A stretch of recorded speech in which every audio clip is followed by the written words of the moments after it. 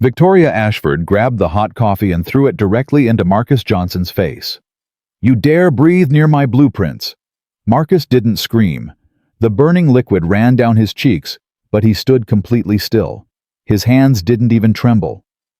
Victoria shoved a napkin covered in equations against his chest. "Solve this impossible problem, waiter.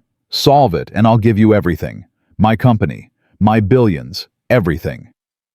The restaurant exploded in laughter, but Marcus was already reading the equations, and his blood ran cold.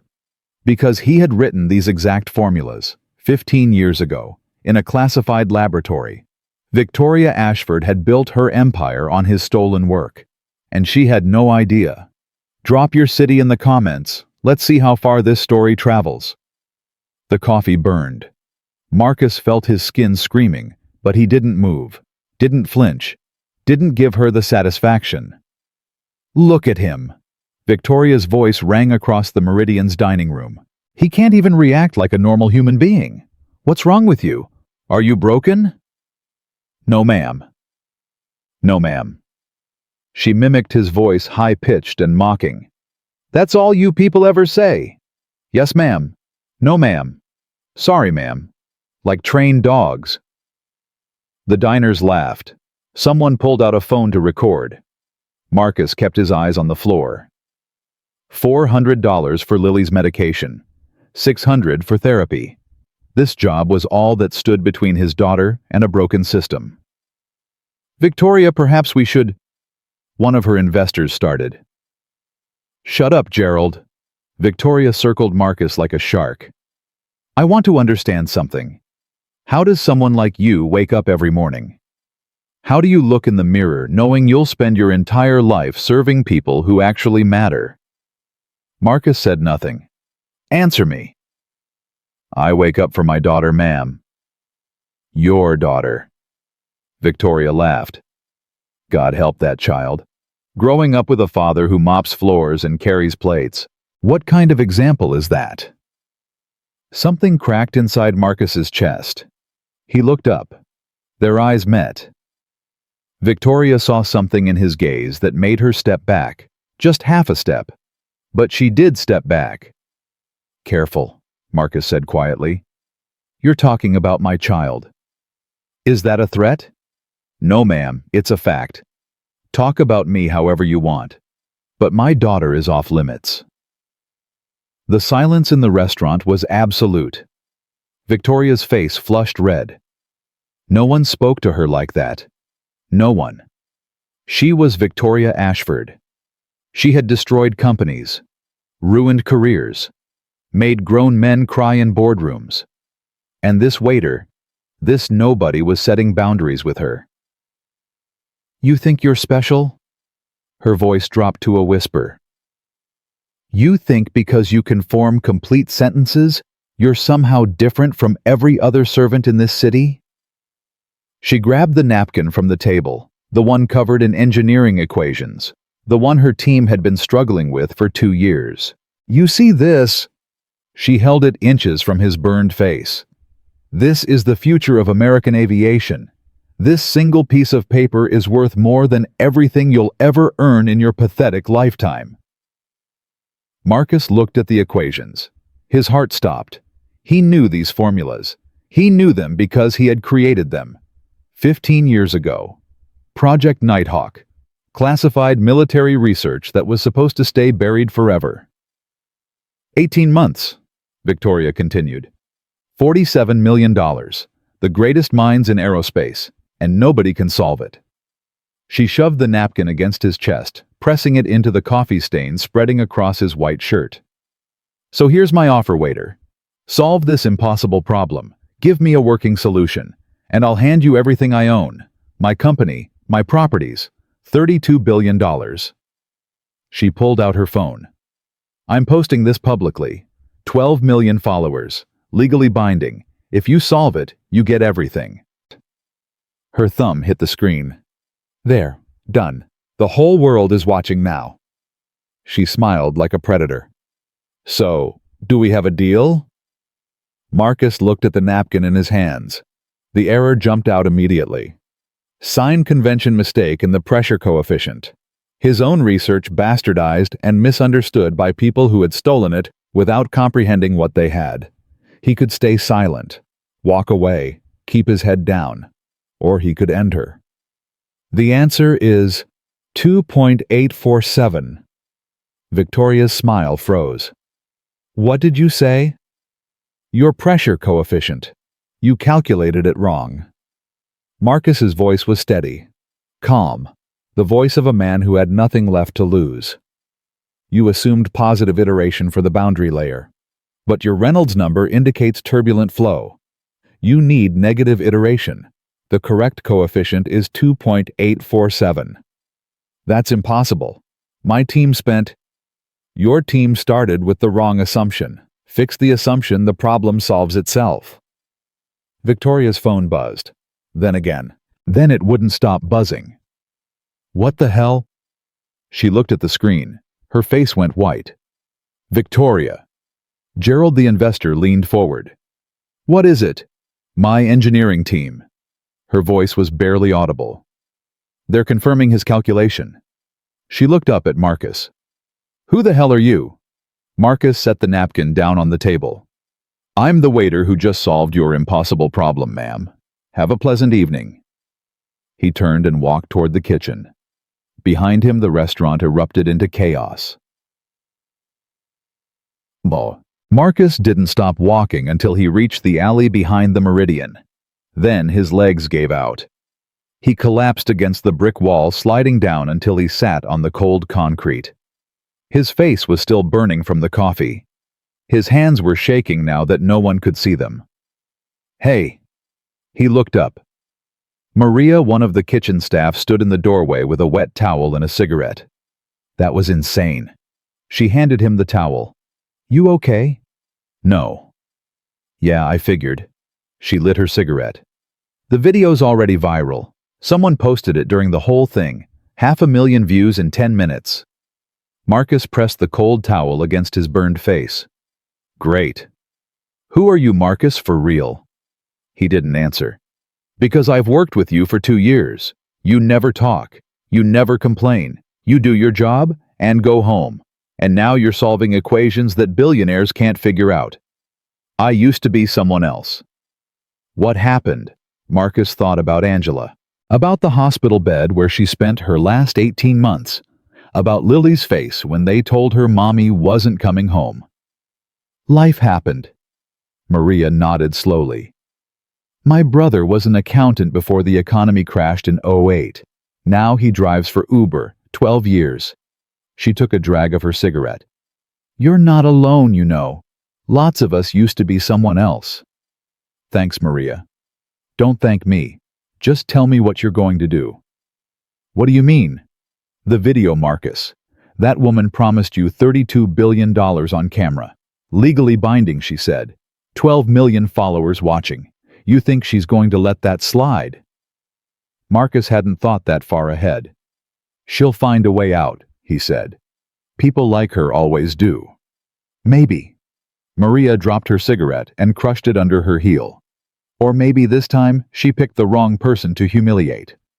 She went back inside. Marcus sat in the alley for another hour, holding the cold towel against his face, thinking about a life he had tried to forget.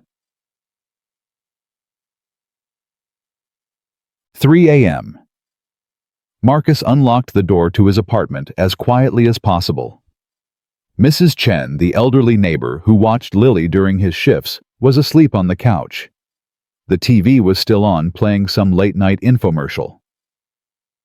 Mrs. Chen.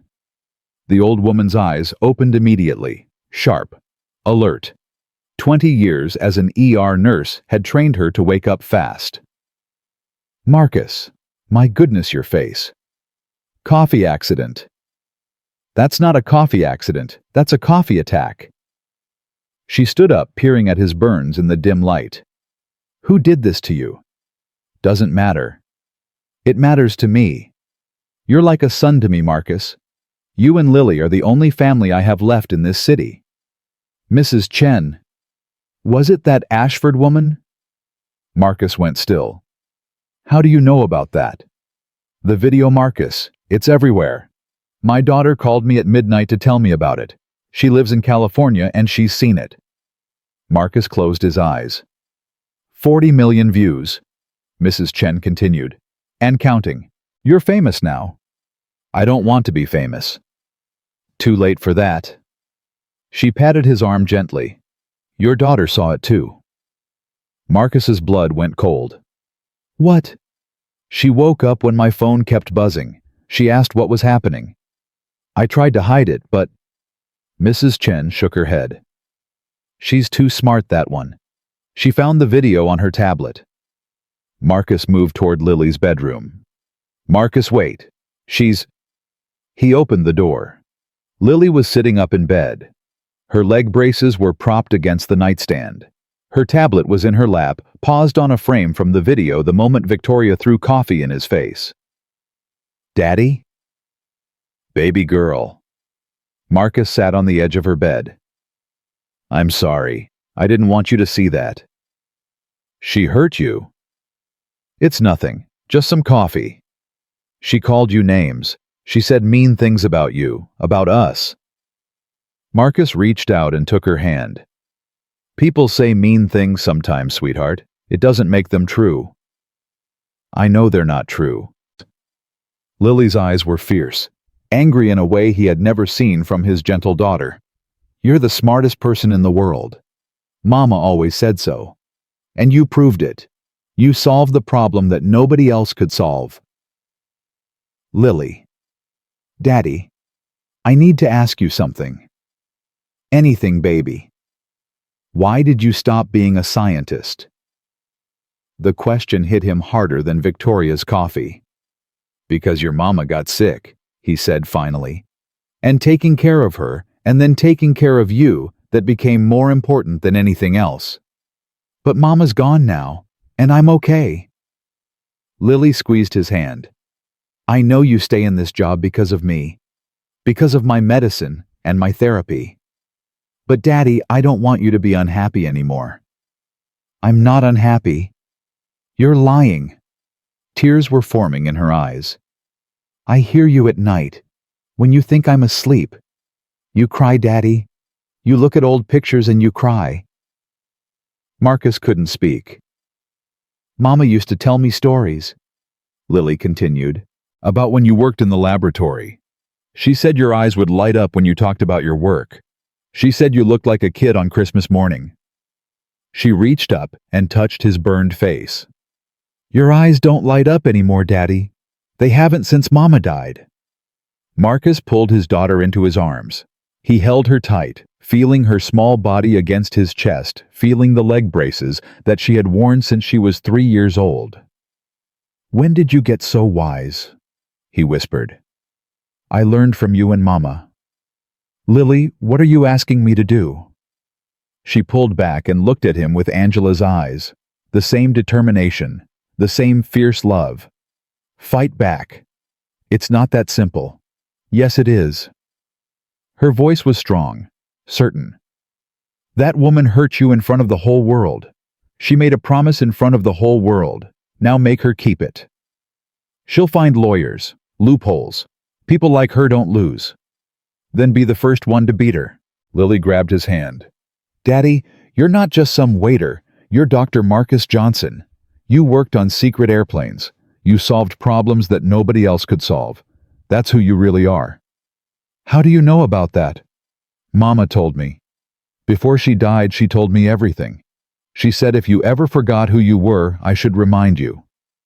Marcus felt tears running down his face. He didn't try to hide them. She made me promise, Lily said. She said you would try to disappear. She said you would try to become invisible because that felt safer than being hurt again. And she made me promise that when the time was right, I would remind you that you're not invisible. Angela. Even from beyond the grave, she was still fighting for him. The time is right now, Daddy. Lily's voice was firm. That woman showed the world who she really is. Now show the world who you really are. Marcus looked at his daughter. 8 years old. Chronic condition that required constant treatment. Legs that might never work properly without braces. And still, she was the bravest person he knew. "Okay," he said quietly. "Okay. Okay. I'll fight back." Lily smiled. For a moment, she looked exactly like her mother. "Good. Now go wash your face and put some medicine on those burns. You have work to do." "Since when do you give me orders?" "Since tonight. Now go." Marcus laughed a real laugh, the first one in years, and kissed his daughter's forehead. "I love you, Lily." "I love you too, Daddy. Now go be a scientist again." By morning, the video had reached 67 million views. The headlines were everywhere. Billionaire throws hot coffee in waiter's face. What happens next shocks everyone. Victoria Ashford's $32 billion promise, legal experts weigh in. Mystery waiter solves impossible equation in seconds. But the most interesting development came at 8:47 a.m. Victoria Ashford posted a video response from her office at Ashford Aerospace headquarters. "Good morning. I'm addressing the footage that's been circulating online. I want to be clear about what actually happened." Her face was perfectly composed, not a trace of the previous night's rage. "The interaction at the restaurant was unfortunate. I was under significant stress from ongoing business pressures and I reacted poorly. I apologize for my behavior." She paused. The apology felt rehearsed, calculated. "However, I must clarify some misunderstandings about my offer.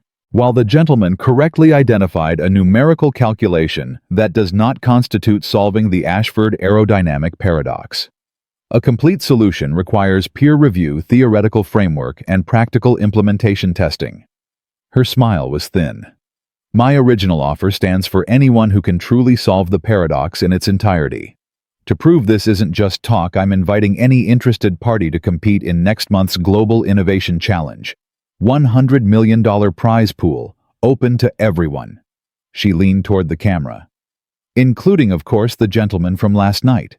If his mathematical insight was genuine and not just a lucky guess, I welcome him to prove it in a fair, controlled environment." Her eyes hardened. "Unless he prefers to stay where he belongs, serving tables." The video ended. Marcus watched it on his phone while standing in his kitchen. She was challenging him, publicly, in front of the entire world. She thought she could control the narrative, humiliate him again in a venue where she made the rules. She didn't know the truth. She didn't know that the research her company was built on had been stolen from him. She didn't know that Project Nighthawk was his project. She didn't know that she had just invited the man she had robbed to take back everything. Marcus picked up his phone and dialed a number he hadn't called in 3 years. It rang twice. "Hello." "Dr. Patterson, it's Marcus Johnson." Silence. Then, "Marcus?" "Good God. We thought you were dead." "Not dead. Just invisible." "Where have you been? What happened after Angela passed? You just disappeared." "I needed to disappear, but I'm done hiding." "What do you mean?" "Victoria Ashford, Ashford Aerospace. Do you know what her company is built on?" Another silence. Longer this time. "Marcus, you don't want to go down that road." "She's using Project Nighthawk research, my research, the classified work that was supposed to stay buried. She's built a $32 billion empire on my stolen equations." "I know." Marcus's grip tightened on the phone. "You know?" "We all know Marcus. Everyone from the old program knows. But the people who buried that research, they're powerful. More powerful than Victoria Ashford, if you try to expose the truth. I don't care about exposing anything. I care about getting what's mine." "What are you planning?" "She challenged me to compete in her innovation challenge. She wants to humiliate me in front of the world. She thinks she can control the outcome because she controls the venue." Marcus looked out the window at the Manhattan skyline. "But she doesn't know who I am. She doesn't know what I built. And she definitely doesn't know that I already solved the Ashford paradox 15 years before she stole it." "Marcus, think about this carefully. You have a daughter to protect. If you go to war with Victoria Ashford, My daughter is the reason I'm doing this. What? She told me to fight back. My 8-year-old daughter looked me in the eye and told me to stop being invisible. Marcus's voice cracked slightly. Her mother made her promise to remind me who I really am. Dr. Patterson was quiet for a long moment. Angela always was the smart one, he said finally. All right, Marcus. What do you need? Access to the original Project Nighthawk files. The ones with my name on them. The ones that prove I created everything Victoria Ashford claims to own. Those files are buried deep. Military classification. Getting them would require... I don't care what it requires. Can you get them? I can try. But Marcus, you understand what you're starting. This won't be just a competition. This will be war. Marcus thought about Victoria's face when she threw coffee at him. The contempt in her voice. The absolute certainty that he was nothing. He thought about Lily's fierce eyes telling him to fight back. He thought about Angela's final gift, making their daughter promise to remind him who he was.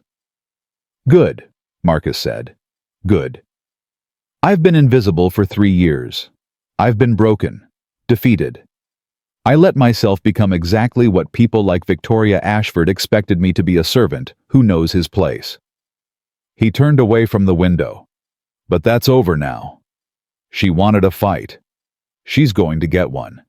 And when I'm done, she won't just lose her company. His voice dropped to a whisper. She'll lose everything. Just like she made me lose everything. He hung up the phone. In the living room, Lily was watching him from her wheelchair. Daddy, are you okay? Marcus walked over and knelt beside her. Yeah, baby girl. I'm okay. You look different. Different how? Lily smiled. Your eyes are lighting up again. Marcus felt something shift in his chest. Something that had been dead for 3 years, slowly coming back to life. Lily, I need you to know something. What I'm about to do, it might get hard. There might be times when things look bad, when it seems like we're going to lose. Okay. But I need you to trust me. Can you do that? Lily reached out and touched his face, the same gesture Angela used to make. Mama trusted you. I trust you too. Marcus pulled his daughter into his arms. Thank you, baby girl. Daddy. Yeah. Destroy her. Marcus laughed. That word coming from his gentle, sweet daughter was so unexpected that he couldn't help it. Where did you learn to talk like that? From you. Lily grinned. When you watch football and the Eagles are losing. Marcus shook his head, still laughing. Okay, baby girl, I'll destroy her. Promise. Marcus looked toward the window, toward the city where Victoria Ashford sat in her tower, confident that she had already won. I promise. 3 days passed. Marcus didn't go back to the Meridian. He couldn't. The restaurant had already called twice to tell him not to bother coming in. Bad for business, Yeppe the manager had said. You understand. Marcus understood. He was toxic now. The video had made him famous, but fame wasn't the same as employable. No restaurant in Manhattan would hire the waiter who had publicly humiliated Victoria Ashford. On the 4th day, Dr. Patterson called. I found something. Marcus was sitting at his kitchen table, surrounded by bills he couldn't pay and job listings he knew wouldn't call back. Lily was at therapy with Mrs. Chen. What did you find? Not on the phone. Meet me at the old place. You remember where? Marcus remembered. A coffee shop in Brooklyn where they used to discuss classified research using coded language and napkin diagrams. Back when he was someone who mattered. When? Now. The coffee shop hadn't changed. Same cracked vinyl booths, same burned coffee smell, same indifferent waitress who had been working there since the Reagan administration. Dr. Harold Patterson was already waiting in the back booth. He looked older than Marcus remembered, grayer, more tired. 15 years of keeping secrets had worn grooves into his face. You look like hell, Patterson said. Thanks. You look worse. Sit down. We don't have much time. Marcus slid into the booth across from him. What did you find? Patterson pulled a manila folder from his briefcase and slid it across the table. Project Nighthawk. Everything. The original research files. The patent applications that were never filed. The classification orders that buried it all. Marcus opened the folder. His hands trembled slightly as he looked at pages he hadn't seen in 15 years. His own handwriting. His own equations. His own breakthrough that had been stolen and buried. How did you get this? I called in every favor I had left. Burned bridges I'd been saving for emergencies. Patterson leaned forward. Marcus, what I'm about to tell you stays between us. You understand? Yes. Project Nighthawk was terminated in 2009. Officially, the research was deemed non-viable and all materials were destroyed. But they weren't destroyed. No, they were sold. Patterson's voice dropped even lower. Someone in the Defense Department made a deal. Your research, all of it, was transferred to a private contractor through a shell company. That contractor was later acquired by a startup called Ashford Technologies. Marcus felt sick. Victoria Ashford. She didn't know, not at first. She bought the company thinking she was getting some minor patents, but when her team started digging into what they'd acquired, Patterson shook his head. She hit the jackpot. Breakthrough aerodynamic research worth billions. And the best part? No inventor on record. No one to pay royalties to. No one to share credit with. Because the inventor was classified. Because the inventor was you. Patterson tapped the folder. This proves it. Your name is on every original document. Your signature on every research log. If this goes public, Victoria Ashford's entire empire collapses. Marcus stared at the papers. 15 years of his life. The work that was supposed to make him famous. The breakthrough that was supposed to change aviation forever. Stolen. Sold. Built into someone else's fortune. Why didn't you tell me before? Because I didn't know until last week. Patterson looked genuinely pained. When the video went viral, I started asking questions. People who had been silent for years suddenly wanted to talk. The corruption went deeper than anyone realized. Who sold my research? I don't have names, not yet, but I know it went high. Pentagon level, maybe higher.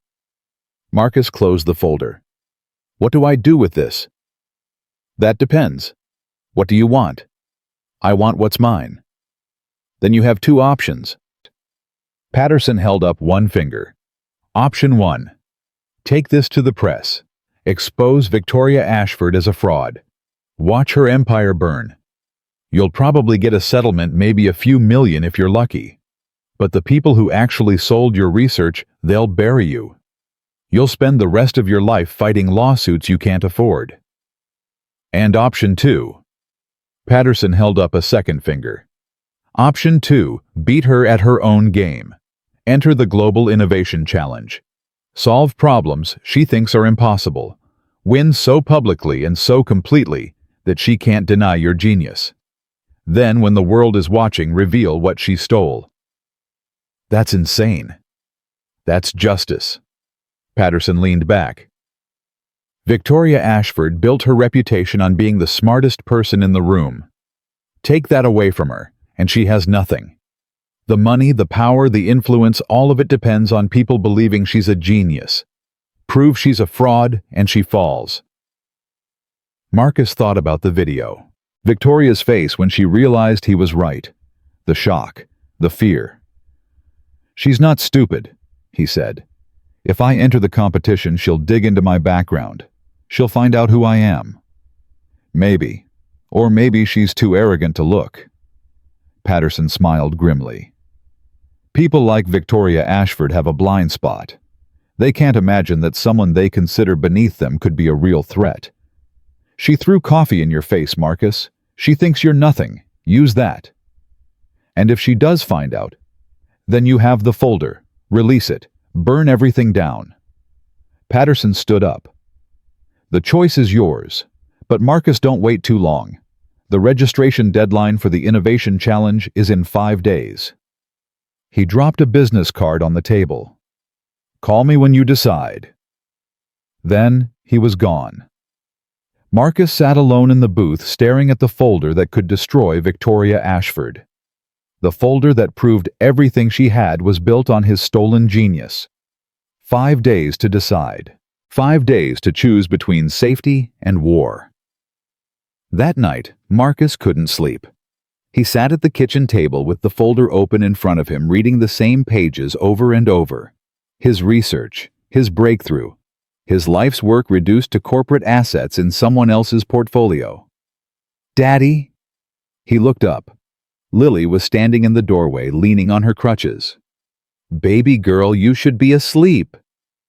"I heard you moving around." She made her way to the table and sat down across from him. "What are you reading?" "Old work stuff.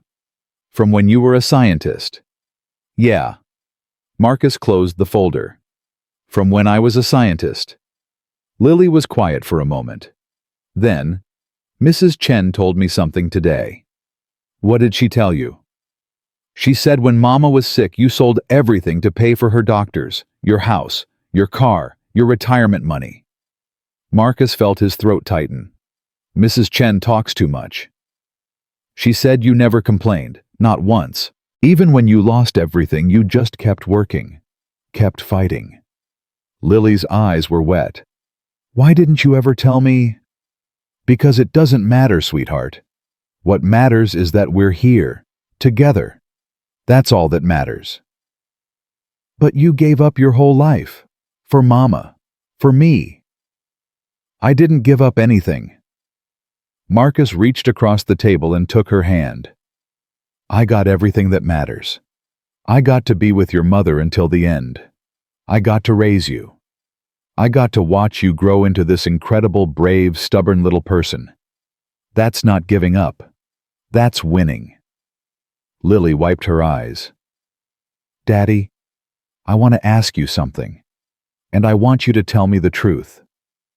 "Okay." "If you enter that competition, and you win, what happens to us?" Marcus hesitated. "What do you mean?" "I mean, will things change? Will you become a scientist again and be busy all the time? Will you forget about me?" "Lily." Marcus moved around the table and knelt beside her chair. "Look at me." She looked. "I will never forget about you. Not for 1 second. Not for any job, any competition, any amount of money. You are the most important thing in my life. You always will be." "Promise?" "I promise." "Then do it." Lily's voice was strong. "Enter the competition. Win. Show everyone who you really are." "It's not that simple, baby. That woman Victoria Ashford, she's powerful. She has lawyers, she has money, she has people who will do anything to protect her." "So what?" Lily grabbed his hand. "Daddy, you're smarter than all of them. You proved that in the restaurant. You solved her impossible problem in like 5 seconds. That was one problem. The competition will have dozens. Then solve dozens." Lily's eyes were fierce. "Daddy, for 3 years I've watched you pretend to be someone you're not. I've watched you serve coffee to people who aren't half as smart as you. I've watched you come home exhausted and sad and pretend everything was fine." "Lily, I'm not finished." She squeezed his hand tighter. "Mama told me who you used to be. She showed me pictures. She told me stories. The man in those stories, he was brave. He was brilliant. He didn't let anyone tell him what he couldn't do." She pulled him closer. "I want to meet that man, Daddy. I want to see him one time before I grow up. Can you do that for me? Can you be him again?" Marcus felt tears streaming down his face. When had his daughter become so strong? When had she learned to see right through him? "Angela," he whispered, "you sound exactly like your mother." "Good. Mama was smart." Marcus laughed through his tears. Yeah, she was." "So will you do it?" He looked at the folder on the table, at the proof of everything that had been stolen from him. at the chance to take it all back. "Yes," he said. "I'll do it." Lily threw her arms around his neck. "I knew it. I knew you would." "But Lily, I need you to understand something. This is going to be hard. There will be times when it looks like we're going to lose. There will be people saying terrible things about us, about me. I don't care. The world isn't fair, sweetheart. The people with money and power, they usually win. That's just how it works." Lily pulled back and looked at him with Angela's eyes. "Then change how it works." The next morning, Marcus walked into the registration office for the Global Innovation Challenge. The woman behind the desk looked up with a practiced smile that faltered when she saw his face. "Can I help you? I'm here to register for the competition." "I see." Her eyes moved from his worn jacket to his scuffed shoes to the coffee burns still healing on his face. "Do you have your credentials?" "My credentials." "Your academic qualifications, institutional affiliations, research publications, the standard documentation required for all contestants."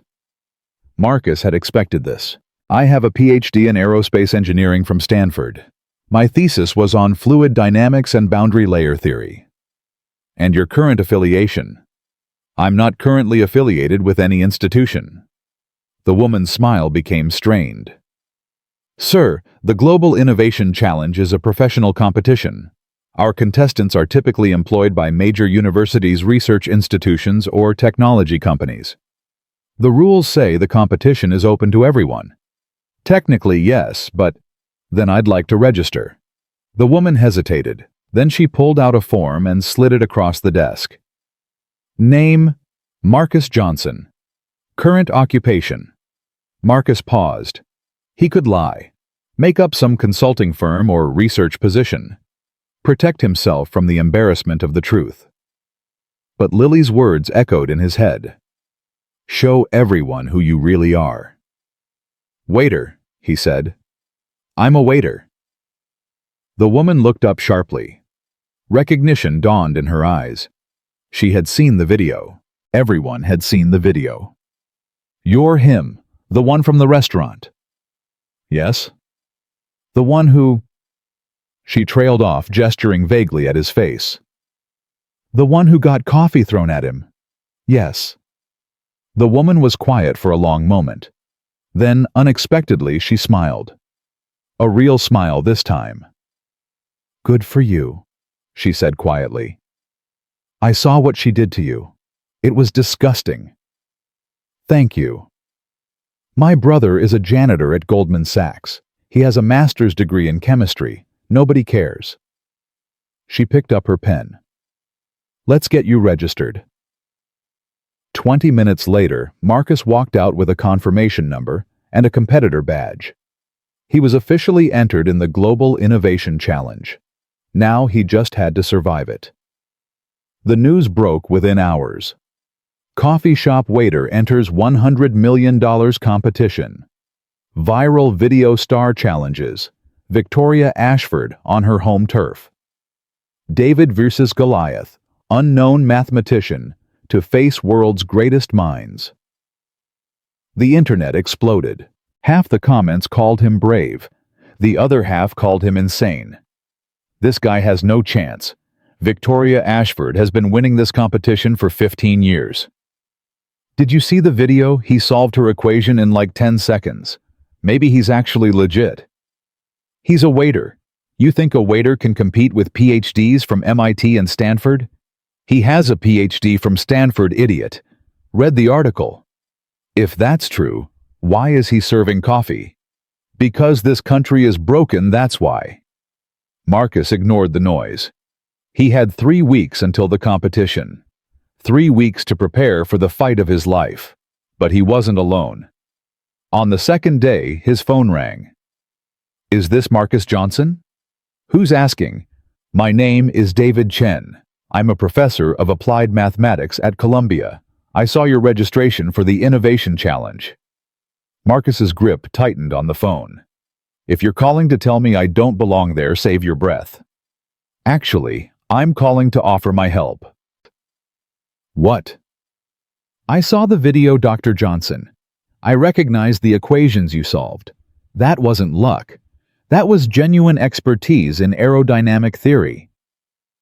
How do you know?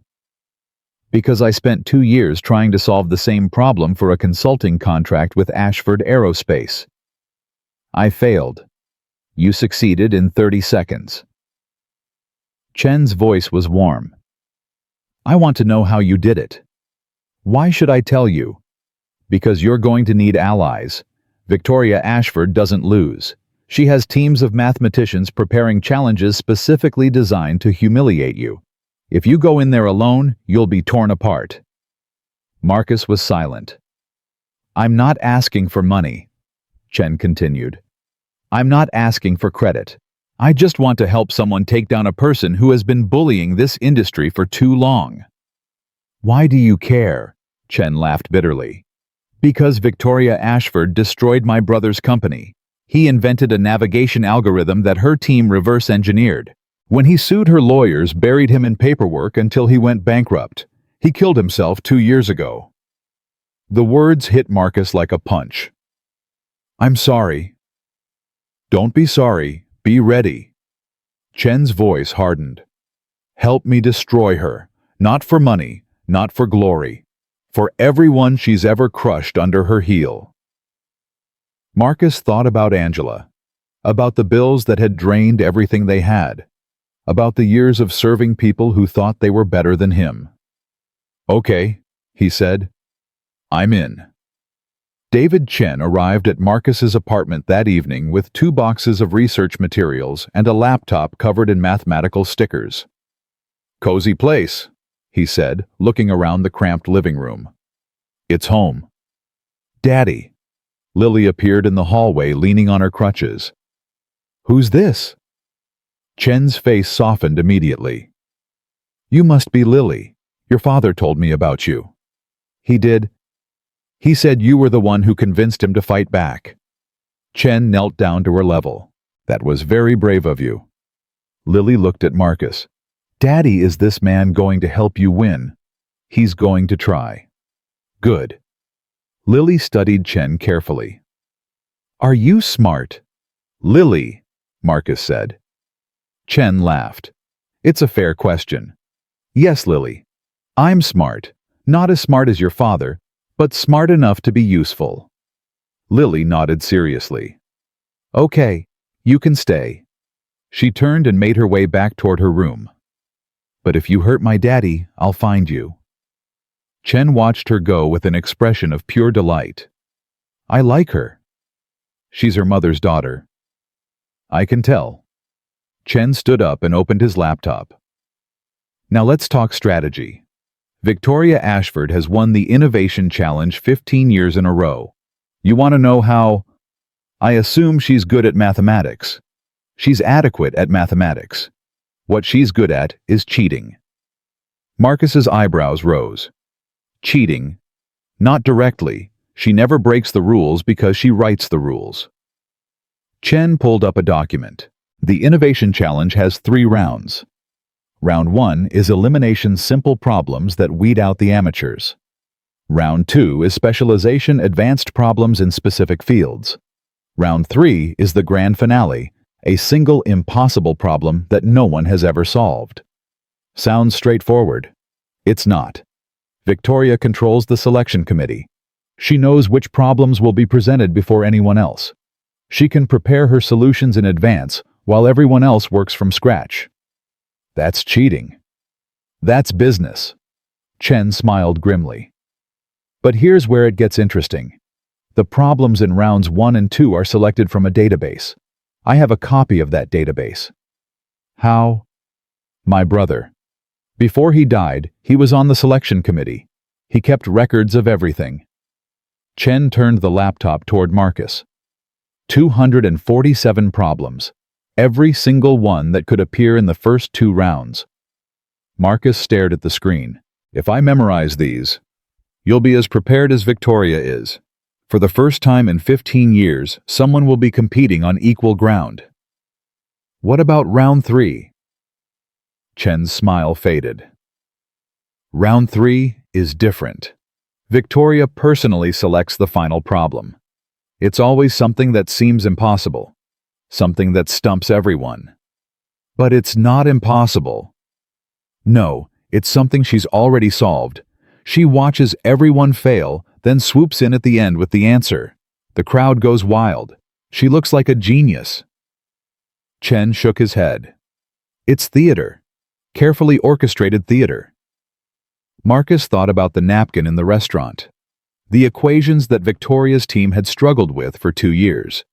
The answer that he had seen in 30 seconds. What if I solve round 3 before she does? Then you break the streak.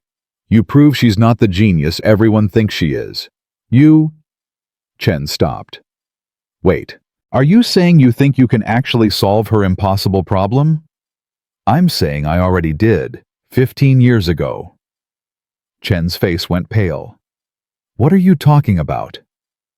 Marcus reached for the manila folder that Patterson had given him. He hadn't shown it to anyone except Lily. But if he was going to trust David Chen with his strategy, he had to trust him with the truth. Before I was a waiter, Marcus said slowly, I was a research scientist. I worked on classified military projects, advanced aerodynamics, the kind of research that changes how planes fly. Chen's eyes widened. 15 years ago, I made a breakthrough, something that would have revolutionized aviation, something worth billions of dollars. Marcus opened the folder. And then it was stolen from me. Stolen by who? By whoever sold it to Victoria Ashford. Chen grabbed the folder and started flipping through pages. His hands trembled as he read. This is Project Nighthawk. I've heard rumors about this research for years. Everyone thought it was a myth. It's not a myth. It's real. And it's mine. Marcus, do you understand what this means if this is genuine? It's genuine. Then Victoria Ashford's entire empire is built on stolen intellectual property. Her patents, her algorithms, her aerospace breakthroughs, all of it came from you. Yes. Chen sat back stunned. Why didn't you come forward before? Because I had a dying wife and a sick daughter. Because I had no money and no resources. Because fighting people like Victoria Ashford requires things I didn't have. Marcus took the folder back. But I have them now. The Innovation Challenge. The Innovation Challenge. She challenged me publicly. She promised $32 billion if I could solve her impossible problem. She didn't know she was challenging the man who created her impossible problem. Chen was quiet for a long moment. When he spoke, his voice was hushed. You're not just trying to win the competition. You're trying to take back everything she stole. I'm trying to show the world who she really is. And who I really am. Chen stood up and extended his hand. Dr. Johnson, I've spent 3 years trying to find a way to hurt Victoria Ashford. I've never met anyone with a better chance of succeeding. His grip was firm. I'm with you, whatever it takes, until the end. Marcus shook his hand. Then let's get to work. For the next 3 weeks, Marcus's apartment became a war room. David Chen brought colleagues. Word spread quietly through academic circles about what was happening. Mathematicians who had been bullied by Victoria Ashford. Engineers whose patents had been stolen. Scientists whose careers had been destroyed. They came one by one, offering help, offering knowledge, offering revenge. She stole my compression algorithm, said Dr. Sarah Miller from MIT. Claimed she invented it. I want to watch her fall. My research team spent 4 years on a propulsion system, said Dr. James Wright from Caltech. She bought it through a shell company and filed patents before we could publish. I want justice. She fired me for reporting safety violations, said Elena Vasquez, a former Ashford aerospace engineer. Then she blacklisted me from the entire industry. I haven't worked in 3 years. Marcus listened to every story, every grievance, every wound that Victoria Ashford had inflicted. And with each story, his resolve grew stronger. This wasn't just about him anymore. It wasn't just about the money or the recognition or the stolen research. It was about everyone Victoria had crushed. everyone she had dismissed as beneath her. On the night before the competition, Marcus stood in his living room surrounded by equations and diagrams and strategies. Lily was asleep in her room. Mrs. Chen had promised to stay with her during the competition. David Chen put a hand on Marcus's shoulder. "You ready?" Marcus looked at the photograph of Angela on the mantel. She was smiling. She was always smiling. "Yeah," he said. "I'm ready?" "Whatever happens tomorrow, you've already won something important." "What's that?" "You remembered who you are." Chen smiled. "That's worth more than any competition prize." Marcus nodded slowly. He thought about the waiter who had walked into the Meridian 3 weeks ago. The man who kept his eyes down. Who said yes ma'am and no ma'am, like a trained dog. Who had forgotten that he used to be brilliant. That man was gone. In his place stood someone Victoria Ashford had never expected to meet. Someone who had nothing left to lose. Someone who was coming for everything she had. The Lincoln Center was packed. Marcus had never seen so many cameras in one place. News crews from every major network. Photographers jostling for position. Social media influencers live streaming to millions of followers. And in the center of it all, waiting for him, was Victoria Ashford. She spotted him the moment he walked through the doors. Her smile was predatory, confident. The smile of someone who had already won and was just waiting for everyone else to realize it. "Well, well." Her voice carried across the lobby, drawing every camera in the room. The waiter actually showed up. Marcus didn't respond. He walked past her toward the registration desk, his competitor badge visible on his chest. "I thought you might have come to your senses." Victoria continued, following him. "Realized you were in over your head, but I suppose some people need to learn the hard way." "Good morning, Ms. Ashford." "That's it. Good morning." She laughed. No witty comeback, no bold declaration of how you're going to destroy me. Marcus turned to face her. "I don't need to declare anything. The math will speak for itself." The math. Victoria's smile flickered, just for a moment. "You think math is going to save you? Math is the only thing that matters here. Everything else is theater." Before Victoria could respond, a production assistant approached them. "Ms. Ashford, Dr. Johnson, we need you backstage. The competition begins in 15 minutes. Victoria gave Marcus one last look. "See you on stage, waiter. Try not to embarrass yourself too badly." She walked away, her heels clicking against the marble floor. David Chen appeared at Marcus's side. "You okay?" "Fine." "You don't look fine. You look like you're about to punch someone." "I'm saving that for later." Marcus took a deep breath. "What's the latest on the competition format?" "Same as I predicted. 3 rounds. Elimination specialization finale. Victoria's team has been setting up for 2 days. They've got their own technical equipment, their own support staff, their own everything. And I've got you," Chen grinned. "And Sarah, and James, and Elena. We're all in the audience. Anything you need, we're here. I need you to watch Victoria's team. If they try anything, we'll catch it." Chen squeezed his shoulder. "Go. Show them who you are." The backstage area was chaos. 32 contestants from around the world, each accompanied by handlers and assistants and coaches. Marcus was the only one alone. A young woman with a clipboard approached him. "Dr. Johnson? You're in position 12. Follow me." She led him through a maze of equipment and personnel to a small area marked with his name. A desk, a chair, a tablet computer, nothing else. "Where's my technical support?" Marcus asked. "You didn't request any." "I wasn't aware I could request any." The woman checked her clipboard. "All contestants were informed of support options during registration. You declined all assistance." Marcus remembered the registration form. The dozen pages of options he had skimmed through focused only on getting his name on the list. He had missed this. "Can I request support now?" "I'm afraid it's too late. All support staff have been assigned." The woman gave him a sympathetic look. "I'm sorry, Dr. Johnson. You'll have to compete without assistance." Victoria had known. She had designed the system to favor people who knew the rules, people like her. Marcus sat down at his desk and looked at the empty spaces around him. No assistance, no backup. Just him, and whatever he could remember from 3 weeks of preparation.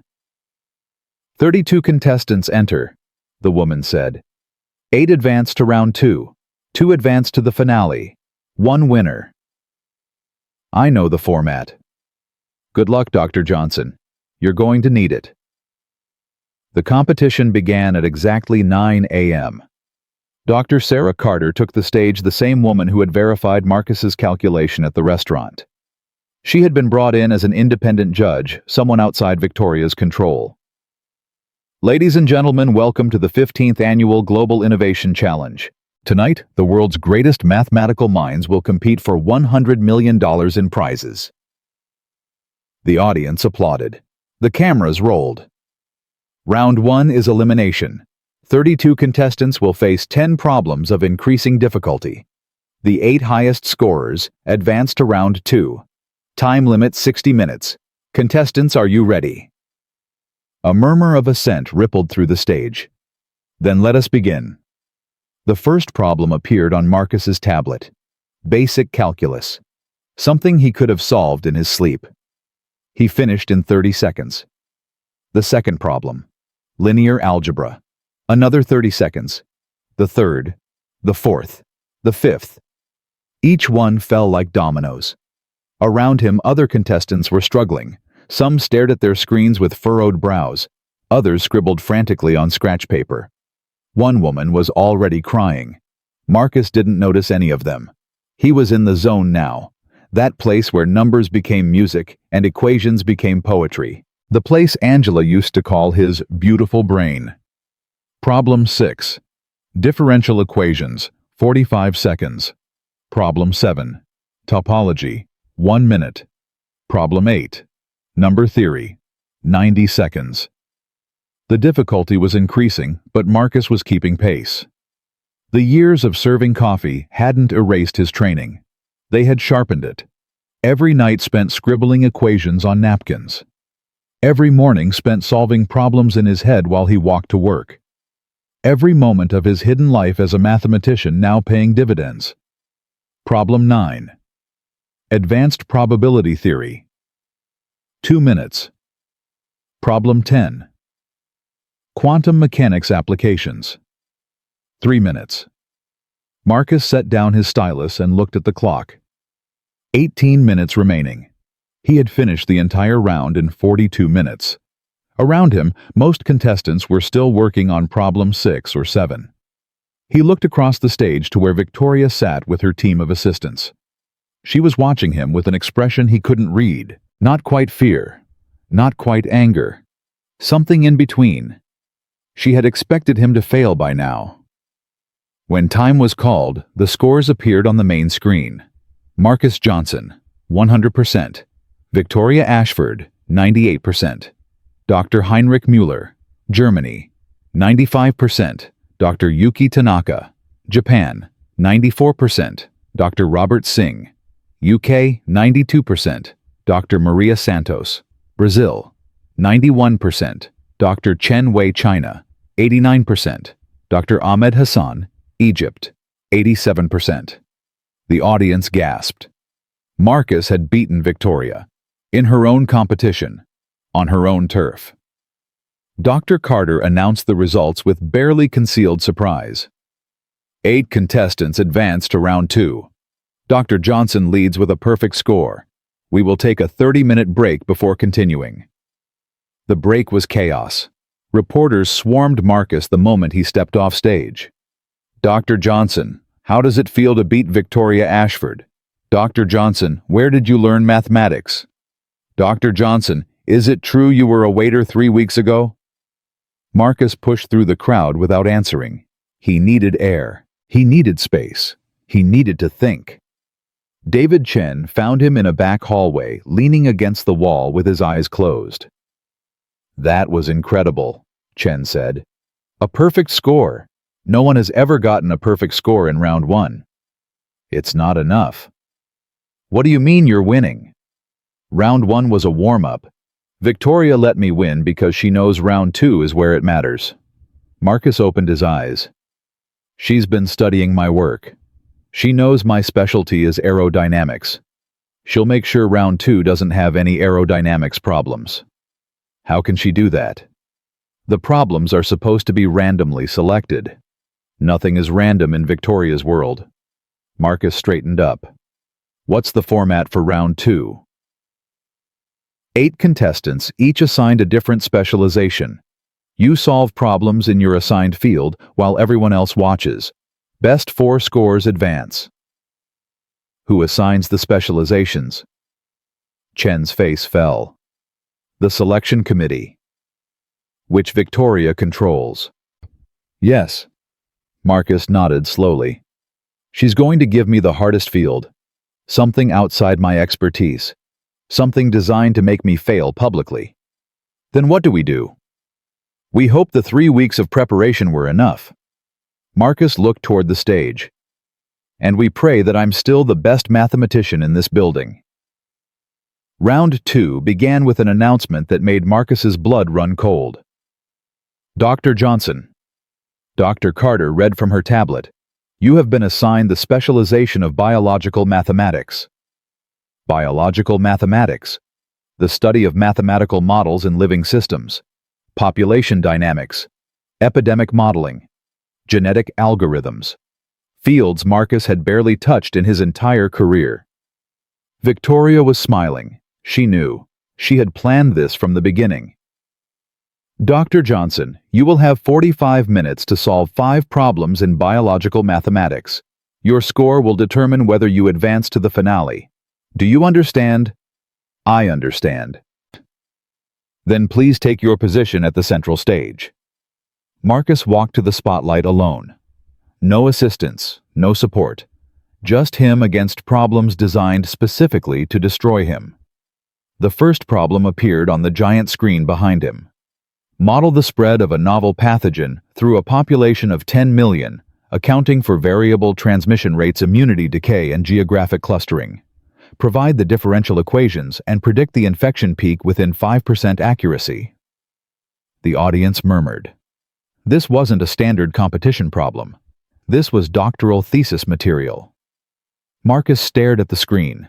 His mind raced through everything he had studied in the past 3 weeks. David Chen had warned him about biological mathematics. They had spent 2 full days on it. But 2 days wasn't enough. Not for this. Think, he told himself. Think like Angela would think. Angela, his wife.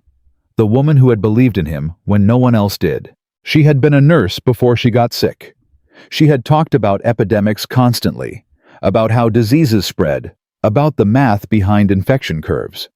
He could hear her voice in his head. It's just differential equations, Marcus. Same as any other system. The variables are different, but the principles are the same. Marcus picked up his stylus and began to write. The equations flowed. Not elegantly, he was improvising, guessing, relying on instinct more than expertise. But they flowed. Transmission rates as a function of population density, immunity decay modeled as exponential decline. Geographic clustering represented through spatial differential terms. It wasn't perfect, it wasn't pretty, but it was mathematically sound. He finished with 2 minutes to spare. The second problem was harder. The third was brutal. The fourth nearly broke him. But each time he found a way. Each time Angela's voice guided him through the darkness. When the fifth problem appeared, Marcus was exhausted. His hand was cramping. His mind was foggy. He had been doing mathematics at championship level for nearly 2 hours. Final problem, Dr. Carter announced. Design a mathematical model for CRISPR gene editing efficiency across multiple cell types, accounting for off-target effects, delivery mechanisms, and cellular repair pathways.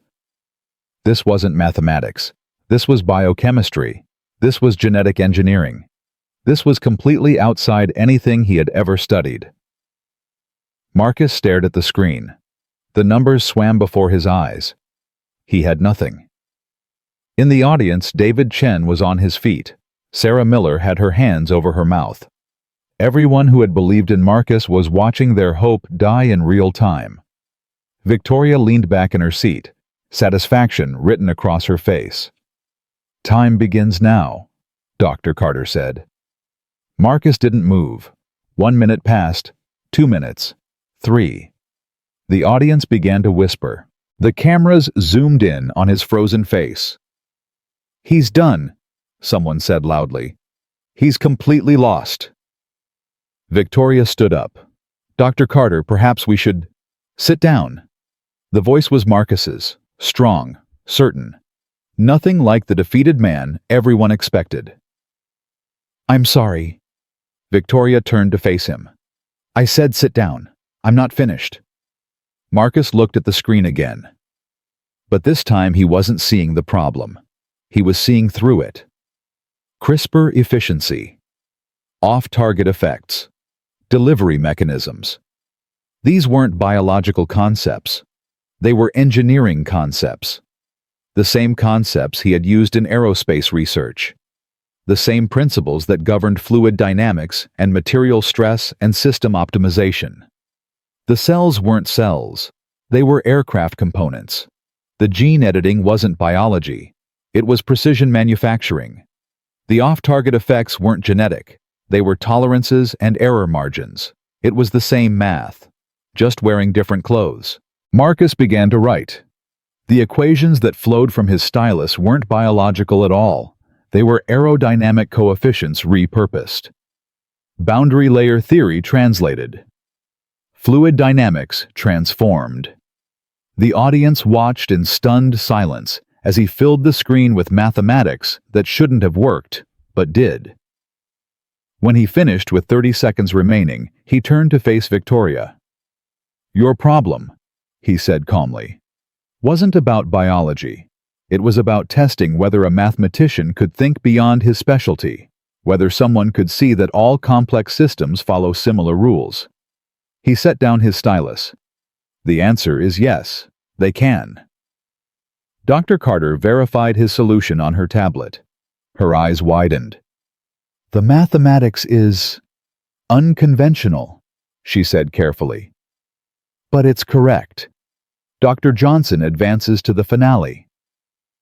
The audience erupted. But Marcus wasn't celebrating. He was watching Victoria's face, watching the mask of confidence crack and crumble. She had thrown everything at him. Her rigged selection committee, her impossible problems, her years of preparation and cheating and manipulation. And he was still standing. "Finale begins in 1 hour," Dr. Carter announced. "Dr. Johnson versus Dr. Ashford. The ultimate mathematical showdown." The break room was empty, except for Marcus and his reflection in the window. His phone buzzed. "A text from Mrs. Chen Lily is watching on TV. She says to tell you she loves you and you're going to win." Marcus smiled for the first time all day. Another text, this time from David Chen. "Victoria's team is panicking. I've never seen them like this. You've got her scared." Good, Marcus thought. She should be scared. The door opened behind him. He expected Chen or one of his allies. It was Victoria. "Everyone out," she said to the security guard who had followed her. "Now." The guard hesitated, then left. The door closed. They were alone. "I underestimated you." Victoria's voice was different now, quieter, almost human. "I thought you were just some lucky nobody who got one right answer. I was wrong." "Yes, you were." The round 2 problems were designed to be impossible for anyone outside those specializations. My best consultant said you had a 0% chance of passing. Your consultants were wrong too. Victoria took a step closer. "Who are you, Marcus Johnson, really? Because waiters don't solve championship-level mathematics problems. Waiters don't see connections that PhD specialists miss. Waiters don't look at me the way you do." "How do I look at you?" "Like you know something I don't." Her eyes narrowed. "Like you're not just trying to win the competition. Like you're trying to destroy me." Marcus was silent.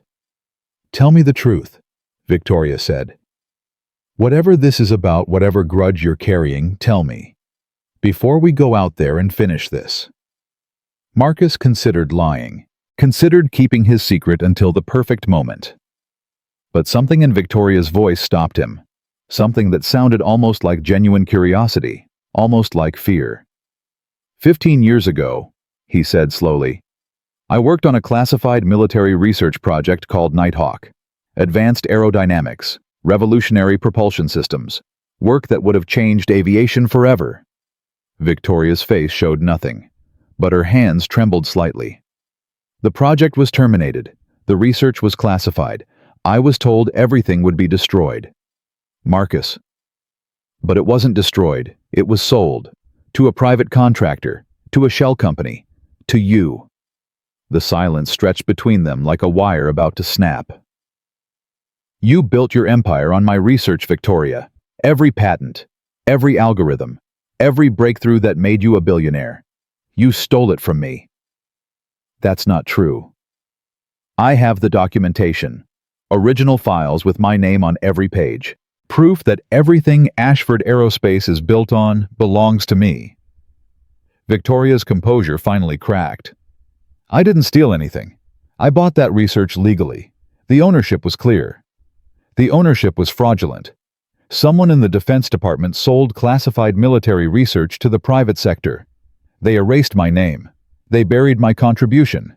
And you profited from it. I didn't know.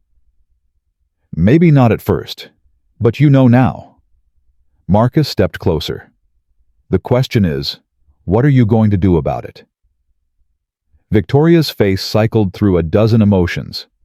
Denial. Anger, fear, and finally, something that surprised Marcus. Resignation. What do you want?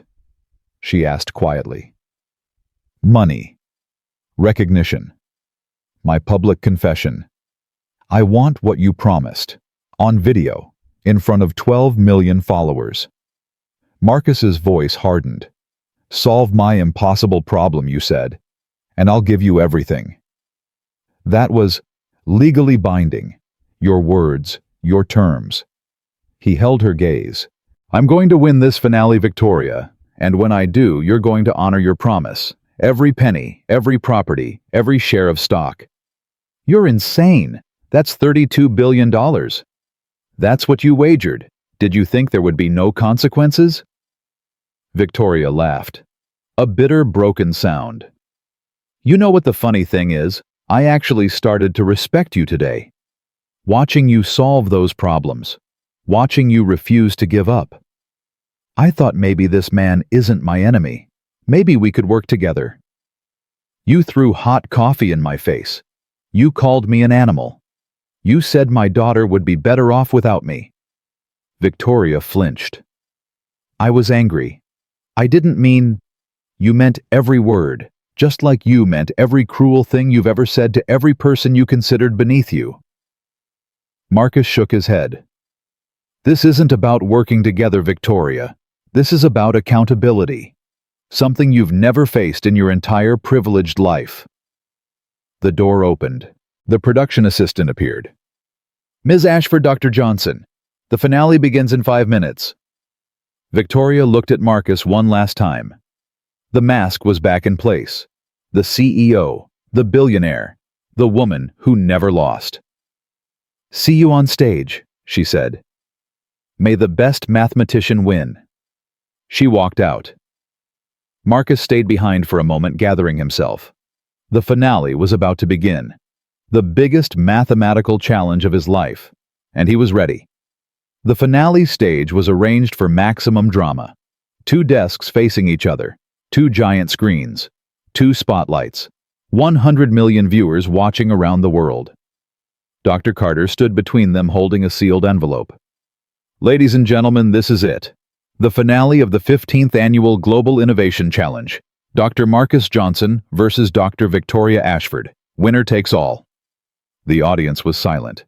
Even the cameras seemed to hold their breath. The finale consists of one problem. An unsolvable paradox that has stumped the world's greatest minds. Both contestants will work simultaneously. The first to provide a complete verified solution wins. She held up the envelope. Ms. Ashford, as defending champion, you have the right to reveal this year's finale problem. Victoria took the envelope. Her hands were steady now. Whatever vulnerability she had shown backstage was gone. This year's challenge, she announced, is the Ashford convergence paradox, a problem my research team has been developing for 3 years. It demonstrates the theoretical limits of infinite series analysis and has implications for quantum computing, artificial intelligence, and cryptographic security. She tore open the envelope and displayed the problem on both screens. Marcus looked at the equations and felt his heart stop. He knew this problem. He had created this problem. 15 years ago, as part of Project Nighthawk, he had developed this exact mathematical framework. It was the foundation of everything Ashford Aerospace had built, the stolen research that had made Victoria a billionaire. And now she was presenting it as her own unsolvable paradox. "Time begins now," Dr. Carter announced. Victoria's stylus flew across her tablet. She knew the solution. She had memorized it. All she had to do was write fast enough. But Marcus wasn't writing. He was watching. "Dr. Johnson," Dr. Carter prompted. "The clock is running." "I know. Is there a problem?" "Yes." Marcus looked at Victoria. "There's been a problem for 15 years. Victoria's stylus paused. "What are you doing?" "Telling the truth." Marcus turned to face the cameras. "Dr. Carter, I need to make a statement before I solve this problem. Dr. Johnson, this is highly irregular. The Ashford convergence paradox isn't Victoria's creation. It's mine." The audience gasped. Victoria's face went white. 15 years ago, I developed this mathematical framework as part of a classified military research project. The work was stolen, sold to the private sector, and eventually acquired by Ashford Technologies. "This is slander," Victoria said sharply. "Security. I have documentation." Marcus pulled a flash drive from his pocket. "Original research files with my name and signature on every page. Time-stamped 15 years before Victoria Ashford filed her first patent." Dr. Carter hesitated. The audience was in chaos. Security guards moved toward the stage, unsure what to do. "This is a competition," Victoria said loudly. "Not a courtroom. Whatever accusations this man wants to make, he can make them after he loses." "I'm not going to lose." Marcus plugged the flash drive into his tablet. "I'm going to solve your paradox, my paradox, and then I'm going to show the world the proof of what you stole." "You can't. Watch me." Marcus picked up his stylus and began to write. The solution flowed effortlessly. Every equation, every proof, every elegant connection that he had discovered 15 years ago in a classified laboratory. Victoria watched in horror as her unsolvable paradox was solved in real time by the man she had tried to destroy. "The convergence point," Marcus narrated for the cameras, "is not zero as the original formulation suggests. The sign convention error in equation 7 creates a false paradox. Correct the error and the series converges to 2.847. He finished with a flourish and set down his stylus. "Verification," Dr. Carter asked weakly. The judges checked his work, checked it again, checked it a third time. "The solution is correct." Dr. Carter's voice was barely audible. "Dr. Marcus Johnson wins the Global Innovation Challenge." The audience erupted. Cameras flashed. Reporters shouted questions. But Marcus wasn't listening to any of it. He was watching Victoria's face as her empire crumbled around her. "You promised me everything," he said quietly, just loud enough for her to hear over the chaos. "Are you a woman of your word?" Victoria stared at him, at the flash drive in his hand, at the screens displaying proof of her fraud. "You've destroyed me," she whispered. No. Marcus shook his head. You destroyed yourself 15 years ago when you built your fortune on stolen genius. I just reminded the world that actions have consequences. He extended his hand. $32 billion, Ms. Ashford. That was the bet. Unless you'd like to admit publicly that you're a liar as well as a thief. Victoria looked at his hand, at the cameras, at the audience waiting to see what she would do. Then slowly she reached out and shook it. You win, she said. God help me, you win. The handshake lasted 3 seconds. 3 seconds that ended 15 years of injustice. 3 seconds that transferred $32 billion. 3 seconds that changed everything. Then the chaos began. Security guards rushed the stage. Lawyers materialized from nowhere. Reporters screamed questions so loud they blurred into white noise. Dr. Johnson, how does it feel to be a billionaire? Dr. Johnson, will you press criminal charges? Dr. Johnson, what's your message to Victoria Ashford? Marcus didn't answer. He couldn't. His ears were ringing. His hands were shaking. The adrenaline that had carried him through 3 rounds of impossible mathematics was crashing hard. David Chen pushed through the crowd and grabbed his arm. We need to get you out of here. Now! Lily. Mrs. Chen is bringing her. They're meeting us at the back exit. Chen pulled him toward the stage door. Move, before Victoria's lawyers figure out how to spin this. They made it halfway across the stage before Victoria's voice cut through the noise. Marcus, wait! He turned. Victoria was standing alone now. Her team had abandoned her. Her investors were already on their phones, presumably calling their own lawyers. The woman who had commanded empires looked suddenly small. I need to tell you something, she said, before this goes any further. Victoria, don't say anything without counsel present, one of her lawyers started. Shut up, Gerald. Victoria walked toward Marcus, ignoring the cameras, ignoring the crowd, ignoring everything except the man who had just destroyed her. You deserve to know the truth, all of it. Marcus waited. I didn't know. Her voice cracked slightly. When I bought that research, I didn't know it was stolen. I thought it was legitimate government surplus. Declassified military projects sold to fund other programs. And when you found out? Victoria was silent for a long moment. I found out 3 years ago. An anonymous tip. Someone sent me the original Project Nighthawk files with your name on them. Marcus felt his blood go cold. 3 years ago. I should have contacted you. I should have made it right. Instead, I buried it. Paid people to make sure the information never surfaced. She laughed bitterly. I told myself it didn't matter. The research was mine now legally. Whatever happened before I acquired it wasn't my responsibility. You knew for 3 years that you built your empire on stolen work, my work, and you did nothing. I did worse than nothing. I actively covered it up. Victoria met his eyes. That night at the restaurant when I saw you, I knew who you were. I recognized your name from the files. The revelation hit Marcus like a physical blow.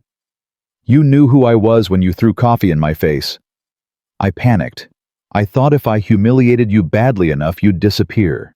Go back to your quiet life and never threaten me again. She shook her head. Instead, I gave you the platform to destroy me. Why are you telling me this? Because you won. Because it's over. Because I'm tired of carrying secrets that eat me alive. Victoria's composure finally shattered completely. Tears streamed down her face. And because you deserve to know that the person who sold your research, the person who started all of this, it wasn't some faceless bureaucrat. Marcus's heart stopped. What are you saying? It was my father. The words hung in the air like smoke. Richard Ashford, Deputy Secretary of Defense 2007 to 2011. He was the one who authorized the sale of Project Nighthawk. He was the one who erased your name from the files. He was the one who gave me the business opportunity that launched my career. Your father. I didn't know at the time. I was 23 years old, fresh out of business school. He told me he had connections who could get me started in aerospace technology. He never told me where the technology came from. Victoria wiped her eyes roughly. By the time I found out he was dead, heart attack 5 years ago, and I was already worth $10 billion. Marcus didn't know what to feel. Rage, betrayal, confusion, something that might have been pity. You could have made it right, he said finally. Even after you found out, you could have found me, compensated me, acknowledged what happened. I know. But you didn't. No, I didn't. Victoria straightened her shoulders. Because I'm a coward, Marcus. I've always been a coward. I built this image of myself, the brilliant innovator, the self-made billionaire, the woman who conquered a man's world through pure genius. If the truth came out, all of that would be a lie. It was always a lie. Yes, it was. Victoria took a deep breath. So here's what's going to happen. My lawyers are going to fight the transfer of assets. They're going to claim the competition terms weren't legally binding. They're going to drag this through courts for years. Marcus tensed. Victoria, let me finish. She held up her hand. That's what they're going to try to do. But I'm not going to let them. What? I'm going to honor our agreement. Every penny, every property, every share of stock. Victoria's voice was steady now. Not because I have to, because I should have done it 3 years ago when I first learned the truth. Marcus stared at her. Why should I believe you? You shouldn't. I've given you no reason to trust me. Victoria pulled a document from her jacket pocket. That's why I had this prepared before the competition started. She handed him the paper. Marcus read it twice before he understood what he was holding. A signed transfer agreement. Everything Victoria owned legally conveyed to Marcus Johnson. Witnessed, notarized, dated 3 weeks ago. I knew you were going to win, Victoria said quietly. From the moment I saw you solve that equation at the restaurant, I knew. I've met a lot of brilliant people in my life. I've never met anyone like you. Then why go through with the competition at all? Because I needed you to earn it. I needed the world to see that you deserved everything you were about to receive. Victoria managed a weak smile. And honestly, I needed to see it too. I needed to watch you beat me fair and square so I could finally stop lying to myself about who the real genius is. Marcus looked at the document in his hands. $32 billion. More money than he could spend in 100 lifetimes. The culmination of everything he had fought for. It felt hollow. Victoria. I don't want your money. Her eyes widened. What? I didn't do this for money. I did this to prove that you couldn't silence me, that you couldn't erase me, that no matter how powerful you were, the truth would come out eventually. Marcus, you can't just refuse $32 billion. I'm not refusing it. I'm redirecting it. Marcus folded the document and put it in his pocket. There's going to be a foundation, the Angela Johnson Foundation, named after my wife. It's going to fund scholarships for students who can't afford to finish their education. Medical care for families crushed by impossible bills. Research grants for scientists whose work gets stolen or buried. Victoria was speechless. Your money is going to help every person you would have stepped on. Every waiter, every janitor, every single parent working 3 jobs to keep their kids alive. Marcus met her eyes. That's your legacy now. Not your patents, not your algorithms. The people you help save. Why? Victoria whispered. After everything I did to you. Why would you do this? Because my wife would have wanted me to. Marcus thought about Angela, about her smile, about the way she always saw the best in people even when they didn't deserve it. She used to say that revenge was just pain passed forward, that the only way to break the cycle was to transform it into something better. She sounds like an extraordinary woman. She was. She died believing I would make a difference in the world someday. Marcus felt tears threatening, but held them back. I'm not going to waste this chance proving her right by becoming someone she wouldn't recognize. The crowd around them had gone silent. The cameras were still rolling, capturing every word. This wasn't the ending anyone had expected. Victoria extended her hand again. Then let me help. The foundation, whatever you need. I know I don't deserve a second chance, but no. Victoria's hand dropped. You don't get to buy redemption, Victoria. That's not how this works.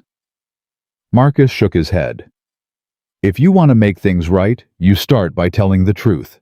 All of it. Your father's corruption, the cover-up, everything. That would destroy my family's reputation. My mother is still alive. My brother has children. Then I guess you have to decide what matters more. Protecting people who profited from theft or actually becoming the person you've been pretending to be. Victoria was quiet for a long time. You're asking me to burn down everything, she said finally. I'm asking you to tell the truth. The burning down is just a consequence. Before Victoria could respond, the stage door burst open. Daddy! Lily's voice cut through everything. Marcus turned just in time to catch his daughter as she launched herself into his arms, crutches clattering to the floor. You did it! She was crying and laughing at the same time. You did it, Daddy! I watched the whole thing. You were amazing! Marcus held her tight, burying his face in her hair. I did it, baby girl. I really did it. Mama would be so proud. Lily pulled back to look at him. I'm so proud. I couldn't have done it without you. Marcus kissed her forehead. You reminded me who I was. You made me fight. That's what Mama told me to do. Lily grinned through her tears. She said you'd forget. She said I'd have to remind you. Your Mama was right about everything. Mrs. Chen appeared behind them, dabbing her eyes with a handkerchief. I've been watching that woman for years on television, thinking she was some kind of genius. Turns out the real genius was living next door to me the whole time. Mrs. Chen, don't you. Mrs. Chen, me. The old woman pulled Marcus into a fierce hug. I always knew there was something special about you. The way you looked at those math books when you thought nobody was watching. The equations you'd write on napkins and throw away. She squeezed him tighter. Angela knew too. She told me before she passed. She said, watch over my husband. He's going to do something incredible someday. He just doesn't believe it yet. Marcus couldn't speak. The tears he had been holding back finally broke free. Your wife was the smartest woman I ever met, Mrs. Chen continued. Not because of degrees or research papers, because she could see people's hearts, and she saw yours. I miss her so much. I know you do, dear. I know. Mrs. Chen released him and wiped her own eyes. But she's still here. In that brilliant little girl. In the man who just changed the world. She's still here. David Chen approached carefully, not wanting to interrupt the moment. Marcus, I hate to do this, but we have a situation. What kind of situation? The kind with federal agents. Chen nodded toward the exit where several men in dark suits were making their way through the crowd. Apparently your revelation about Project Nighthawk triggered some alarms. The Department of Defense wants to talk to you. Of course they do. Dr. Patterson is already on his way. He says he has contacts who can help navigate this. Chen lowered his voice. But Marcus, if they classify your testimony, if they decide that what happened tonight is a national security matter, then they'll try to bury it again. Marcus looked at the approaching agents, just like they buried it 15 years ago. What do you want to do? Marcus thought about everything that had happened. The restaurant, the humiliation, the training, the competition, Victoria's confession, the $32 billion that he was about to redirect to people who needed it. He thought about Lily standing beside him with her crutches and her fierce eyes. He thought about Angela watching from somewhere beyond. I want to tell the truth, he said, and I want to make sure no one can ever bury it again. He turned to face the approaching agents. The lead agent was a woman in her 50s with gray hair and an expression that revealed nothing. Dr. Johnson, I'm Agent Sarah Mitchell, Department of Defense Office of Inspector General. We need to speak with you regarding statements you made tonight about classified military research. I'm happy to cooperate, Agent Mitchell, but I have conditions. Dr. Johnson, this is a matter of national security. My conditions are non-negotiable. Marcus kept his voice calm. First, my daughter stays with me at all times. She's 8 years old, and I'm not leaving her alone with strangers. Agent Mitchell glanced at Lily.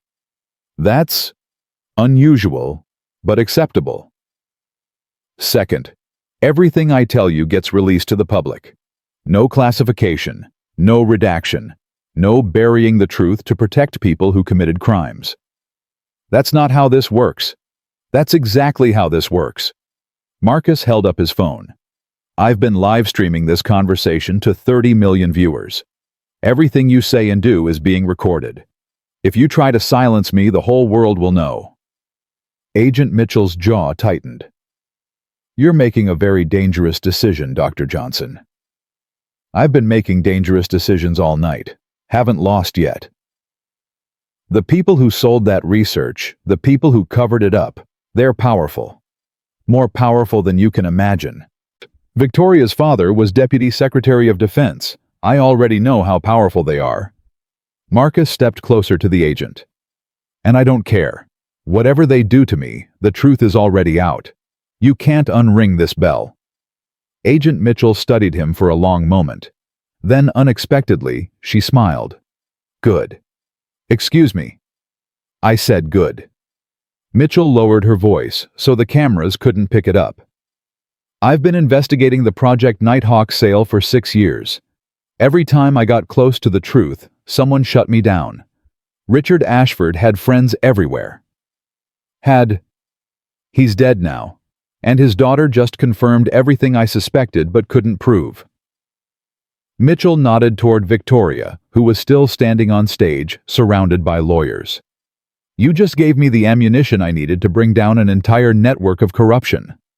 Marcus felt something shift in his chest. Hope, maybe, or relief. Then let's work together. Let's. Mitchell extended her hand. But Dr. Johnson, I need you to understand something. This isn't over. The people Ashford worked with, they're not going to go quietly. They're going to come after you, your daughter, everyone you care about.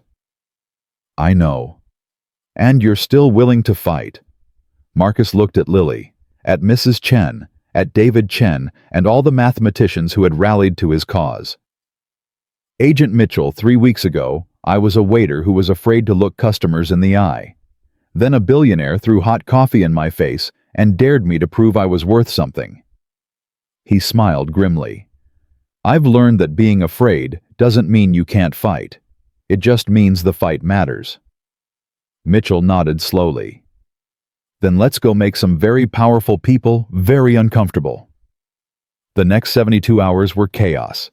Marcus gave depositions, testified before congressional committees, sat through endless meetings with lawyers who spoke in languages more complex than any mathematics he had ever encountered. Through all of it, Lily stayed by his side. She did her homework in government waiting rooms, ate vending machine dinners in FBI field offices, fell asleep in plastic chairs while her father changed the world. You doing okay, baby girl? Marcus asked during a brief break on the second day. I'm tired. Lily leaned against his shoulder. But this is important, right? What you're doing. I hope so. Then I'm okay. She yawned. Daddy, when this is over, can we go somewhere? Just you and me. Somewhere with no cameras and no lawyers. Where do you want to go?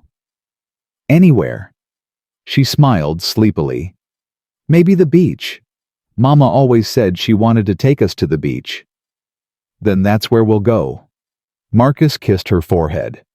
I promise. On the third day, the arrests began.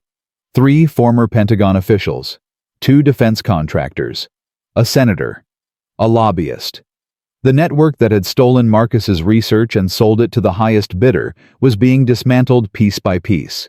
Victoria Ashford cooperated fully. She turned over records, gave testimony, named names. The lawyers who had surrounded her like sharks gradually melted away as it became clear that fighting would only make things worse. Marcus watched her testimony on a monitor in Agent Mitchell's office. "I didn't know the full extent of my father's corruption until 3 years ago." Victoria's voice was steady, but her hands trembled slightly. "When I learned the truth, I made a choice. I chose to protect my family's reputation rather than do what was right." "And now," the congressional questioner asked, "now I'm choosing differently." Victoria looked directly at the camera. "I'm not asking for forgiveness. I'm not asking for sympathy. I'm asking the American people to hold me accountable for my failures. And I'm asking Marcus Johnson to accept my sincere apology for everything I did to him." Agent Mitchell muted the screen. "She's good. I'll give her that." "She's telling the truth," Marcus said quietly. "You think so?" "I think she's been carrying this for 3 years. I think it's been eating her alive." Marcus shook his head. "I don't forgive her. I may never forgive her, but I believe she wants to do better." "Does it matter what she wants?" "Maybe, maybe not." Marcus thought about Angela again, about pain passed forward, about breaking cycles. "But I'd rather live in a world where people can change than one where they can't." Mitchell studied him curiously. "You're not what I expected, Dr. Johnson." "What did you expect?" "Anger, vengeance, someone who wanted to watch Victoria Ashford burn." Mitchell smiled slightly.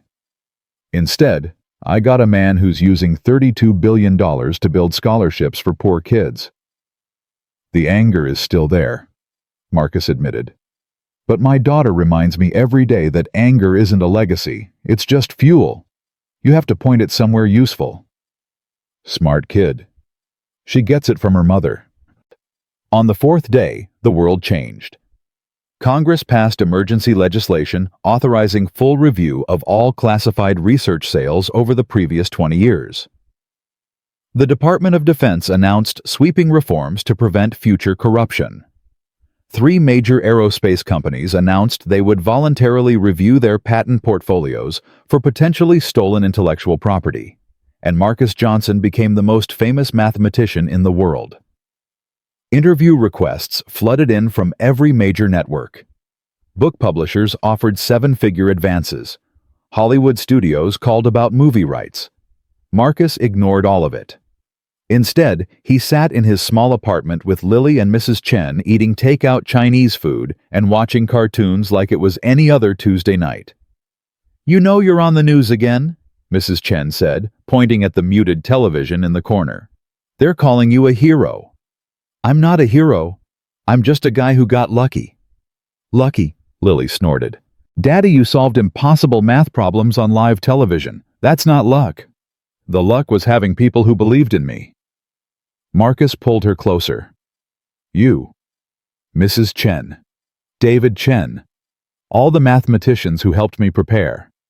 Without them, I would have failed." "But you didn't fail." Lily looked up at him with Angela's eyes. "You won." "Yeah, baby girl. I guess I did." His phone buzzed. A text from David Chen Foundation paperwork is ready. Angela Johnson Foundation officially launches tomorrow. First scholarship recipients announced next week. Marcus smiled and typed back, "Thank you for everything." Chen's response was immediate. "Thank me by making sure Lily gets to the beach. She earned it." Marcus laughed. "Chen says you earned a beach trip." "I like Dr. Chen." Lily yawned again. "He's nice." "He is." Marcus set down his phone. "Mrs. Chen, would you mind taking Lily to bed? I need to make a call." "Of course, dear." Mrs. Chen helped Lily up from the couch. "Come on, sweet girl. Your father has world-changing to do." "Daddy." "Yes, baby?" "I'm really glad you stopped being invisible." Lily hugged him tight. "I like the real you better." "Me too, sweetheart." Me too. After they were gone, Marcus pulled out his phone and dialed a number he hadn't used in years. It rang 3 times. Hello? Dr. Patterson, it's Marcus. Marcus. Patterson's voice was warm. I've been watching the news. You did it. You actually did it. We did it. None of this would have happened without your help. I just provided information. You provided the courage. Patterson paused. I assume you're calling about the next step. I'm calling to say thank you, and to ask what happens now. Now, Patterson laughed.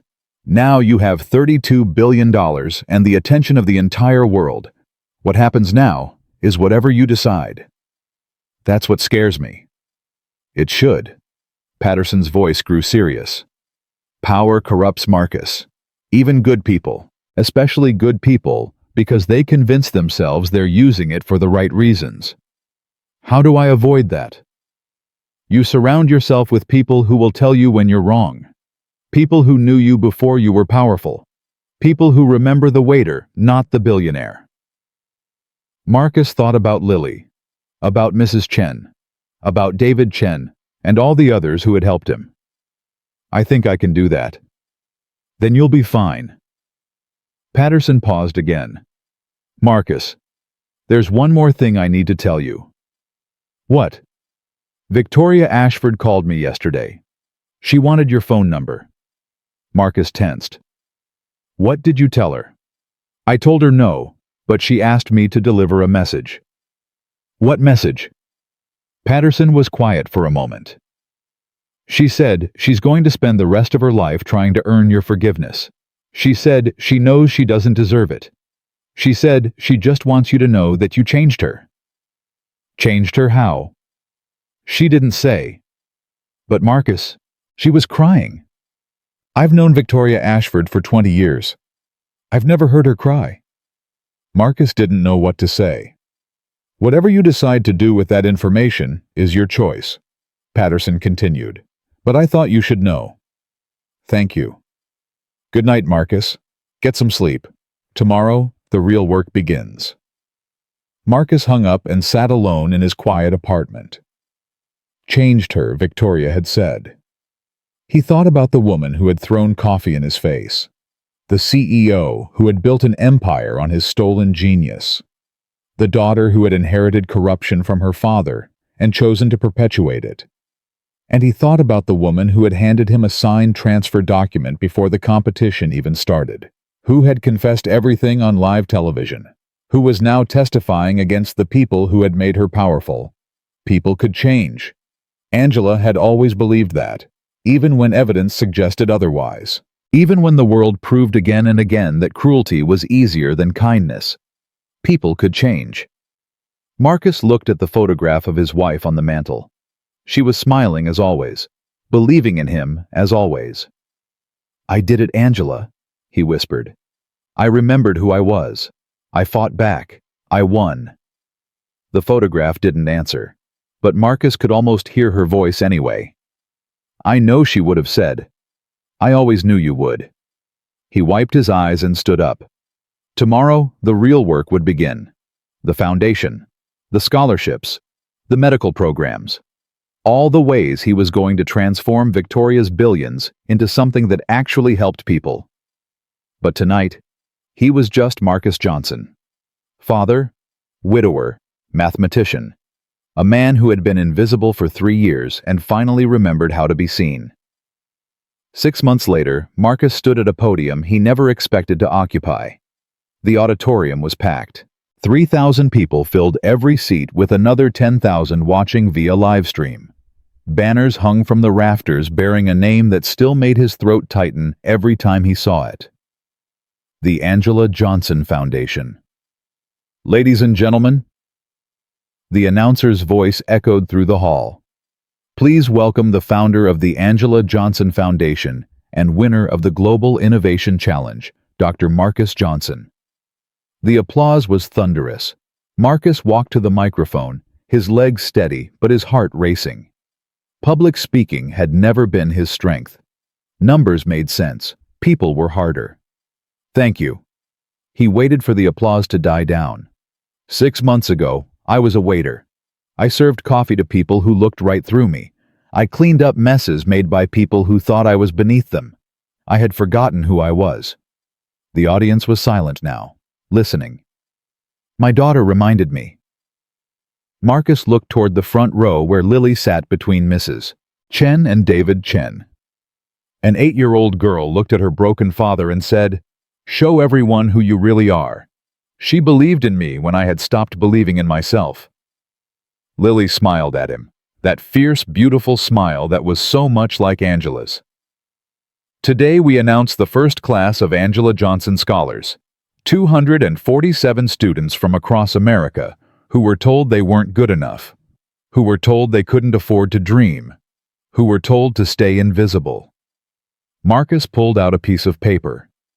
Maria Gonzalez, single mother of 3, had to drop out of nursing school when her husband was deported. Today she's going back. Full scholarship. Applause. James Washington, former Marine, lost both legs in Afghanistan. He was studying engineering when the VA benefits ran out. Today, he's going back. Full scholarship. More applause. Sarah Kim, daughter of Korean immigrants, was accepted to MIT at 16. Her father's restaurant went bankrupt during the pandemic. She's been working as a cashier for 2 years. Marcus's voice cracked slightly. Today she's going back. Full scholarship. The applause built into a standing ovation. These are not charity cases. Marcus's voice grew stronger. These are geniuses. These are future scientists and doctors and engineers and leaders. The only thing they lacked was opportunity. The only thing standing between them and their dreams was money. He paused. I know what that feels like. I lived it for 3 years.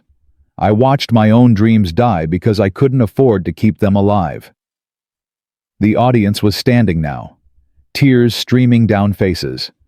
Marcus saw David Chen wiping his eyes, saw Mrs. Chen holding Lily's hand. My wife Angela believed that everyone deserves a chance. She believed that talent exists everywhere, but opportunity doesn't. She died before she could see her vision become reality. Marcus looked up at the banners bearing her name. But today, Angela, I hope you can see what we've built. 247 dreamers who are going back to school. 247 invisible people who are about to be seen. He raised his hand toward the audience. And this is just the beginning. After the ceremony, Marcus found himself alone in a hallway trying to catch his breath. The reception was in full swing, donors mingling with scholars, reporters interviewing success stories, a celebration of everything the foundation had accomplished in 6 short months. But Marcus needed a moment. Just one moment of quiet. You were always terrible at parties. He turned. Victoria Ashford stood at the end of the hallway. She looked different than he remembered, thinner, older. The designer clothes replaced by something simpler, the arrogance replaced by something that looked almost like humility. What are you doing here? I was invited. Victoria walked toward him slowly. Your foundation's communications director thought it would be good publicity. The reformed billionaire supporting the scholarship program. And you came? I came because I wanted to see what you'd built. Victoria stopped a few feet away. It's impressive, Marcus. More than impressive. You've helped more people in 6 months than I helped in 15 years. That's not hard. You spent 15 years helping yourself. I know. Victoria didn't flinch at the words. I'm not here to make excuses. I'm not here to ask for forgiveness. I just wanted to see this. What real generosity looks like. Marcus studied her face. The woman who had thrown coffee at him. The woman who had built her empire on his stolen work.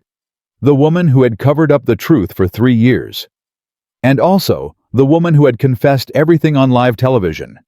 Who had testified against her father's accomplices. Who had lost everything she had spent her life building. How are you doing? The question surprised even Marcus. He hadn't planned to ask it. Victoria laughed softly. Honestly, I'm broke. The legal settlements took everything that wasn't transferred to you. I'm living in a one-bedroom apartment in Queens. I take the subway to my community service assignments. Community service. Part of my plea deal. 500 hours of teaching mathematics at underfunded schools. Victoria smiled slightly. Turns out I'm actually good at it. The kids don't care that I used to be a billionaire. They just want someone who can explain calculus without making them feel stupid. That's not what I expected. Neither did I. Victoria took a deep breath. Marcus, I'm not asking you to forgive me. What I did was unforgivable. But I want you to know that you changed something in me. That night at Lincoln Center when you said you were going to use the money to help people instead of destroying me, I couldn't stop thinking about it. Why? Because I would have destroyed you if the situation was reversed.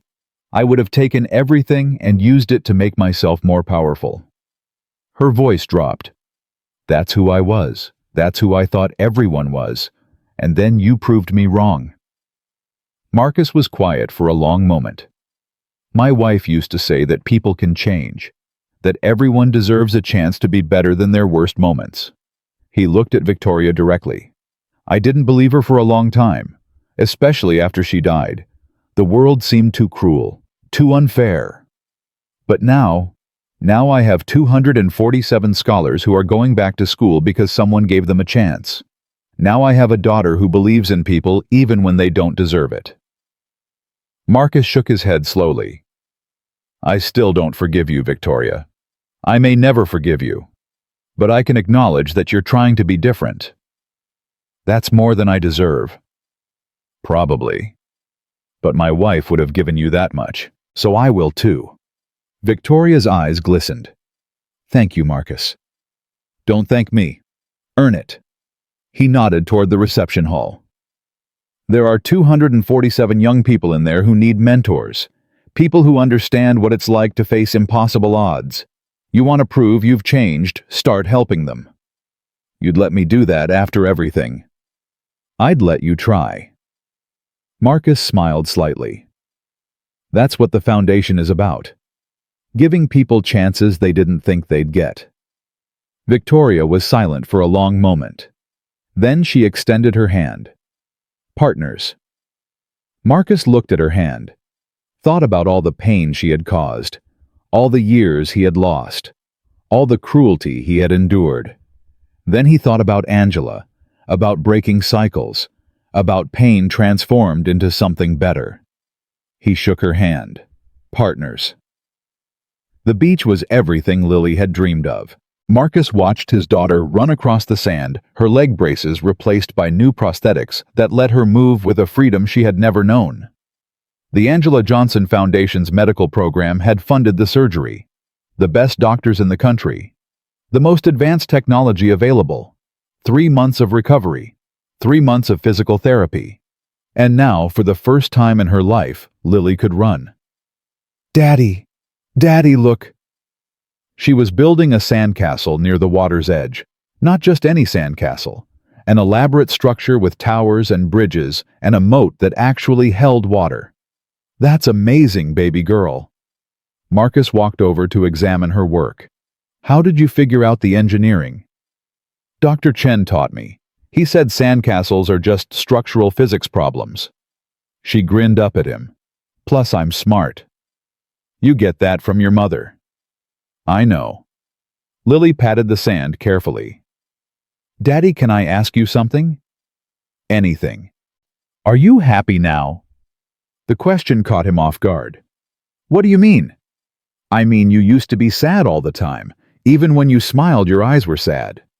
But now... Lily looked at him carefully. Your eyes are different. Marcus sat down in the sand beside her. Yeah, baby girl. I'm happy now. Because of the foundation. Partly. Because of you, mostly. He put his arm around her. You reminded me who I was. You made me fight when I wanted to give up. Everything good that's happened is because of you. And Mama. And Mama. Marcus looked out at the ocean. She's proud of you, Lily. Wherever she is, she's proud of both of us. I know. Lily leaned against him. I can feel her sometimes. When I'm scared or sad. It's like she's still here telling me everything will be okay. What does she say? She says you're the smartest person in the world. She says I should always remind you of that when you forget. Lily smiled. She also says you work too hard, and you should take more beach vacations. Marcus laughed.